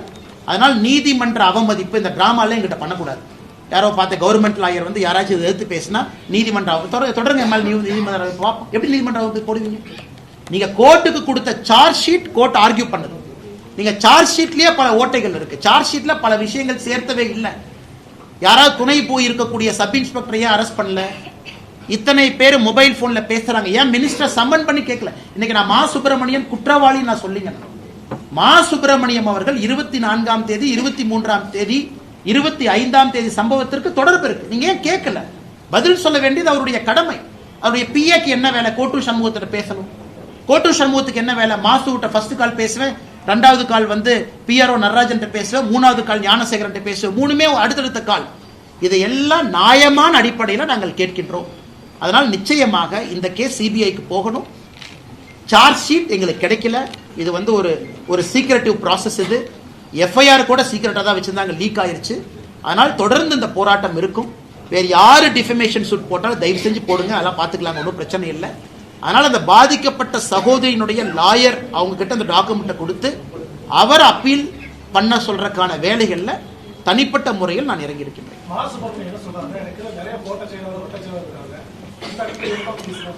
அண்ணா 24ஆம் தேதி 25ஆம் தேதி பேசின கால் மா சுப்பிரமணியம் அவருடைய மொபைல் போன்ல இருந்து கோட்டூர் சண்முகத்துக்கு டைரக்டா பேசின ஒரே நாள் 24ஆம் தேதி தான். அதுக்கு முன்னாடி நாட்களும் பேசல, பின்னாடி சில நாட்களும் பேசல. அவருடைய பிஏ துளசி மூலமாகத்தான் அவர் பேசுறாரு. 24ஆம் தேதி ஞானசேகரன் அந்த போலீஸ் ஸ்டேஷன் லாக்அப்ல இருந்து வெளியே வந்த பிறகு கோட்டூர் சண்முகத்திற்கு 1/2 மணி நேரத்தில் மா சுப்பிரமணியம் அவர்கள் பேச வேண்டிய காரணம் என்ன? காரணமே இல்லை. சரி, நான் எங்களுக்கு கூடிய வட்ட செயலாளர் நான் பேசுறேன்னு சொன்னா அடுத்த 5 நாள் ஏன் பேசல? அதுக்கு முன்னாடி 5 நாள் ஏன் பேசல? அதனால மா சுப்பிரமணியம் அவர்களை பொறுத்தவரை இதெல்லாம் பதிலளிக்க வேண்டிய கடமை இருக்கு. எங்க சொல்லணும்? எஸ்ஐடி சொல்லணும். எங்க சொல்லணும்? காவல்துறை அதிகாரிகள்கிட்ட சொல்லணும். எதுவுமே சொல்லாம நாங்கள் கேள்விகள் கேட்கின்றோம். முழுவதுமாக உண்மை வர வேண்டும் என்று விரும்புகின்றோம். அதான் எங்க வேலையோ தவிர எங்கிட்ட போலீஸ் இயந்திரமோ ஃபொரன்சிக் டிபார்ட்மெண்ட்டோ கையில ஒரு 100 கான்ஸ்டபிளோ இல்ல. இந்த கேஸ் எடுத்து நாங்க நடத்துறது இருக்கக்கூடிய ஆதாரத்தை வைத்து உண்மையான கேள்விகளை கேட்கின்றோம். பதில் சொல்ல வேண்டிய கடமை அரசுக்கு இருக்கு.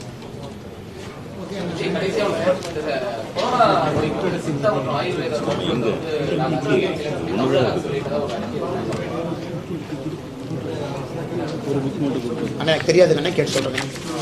4 கேள்விகள் சொல்லியிருக்கோம். ஆயுர்வேதா ரிப்போர்ட். தேங்க்யூ அண்ணா.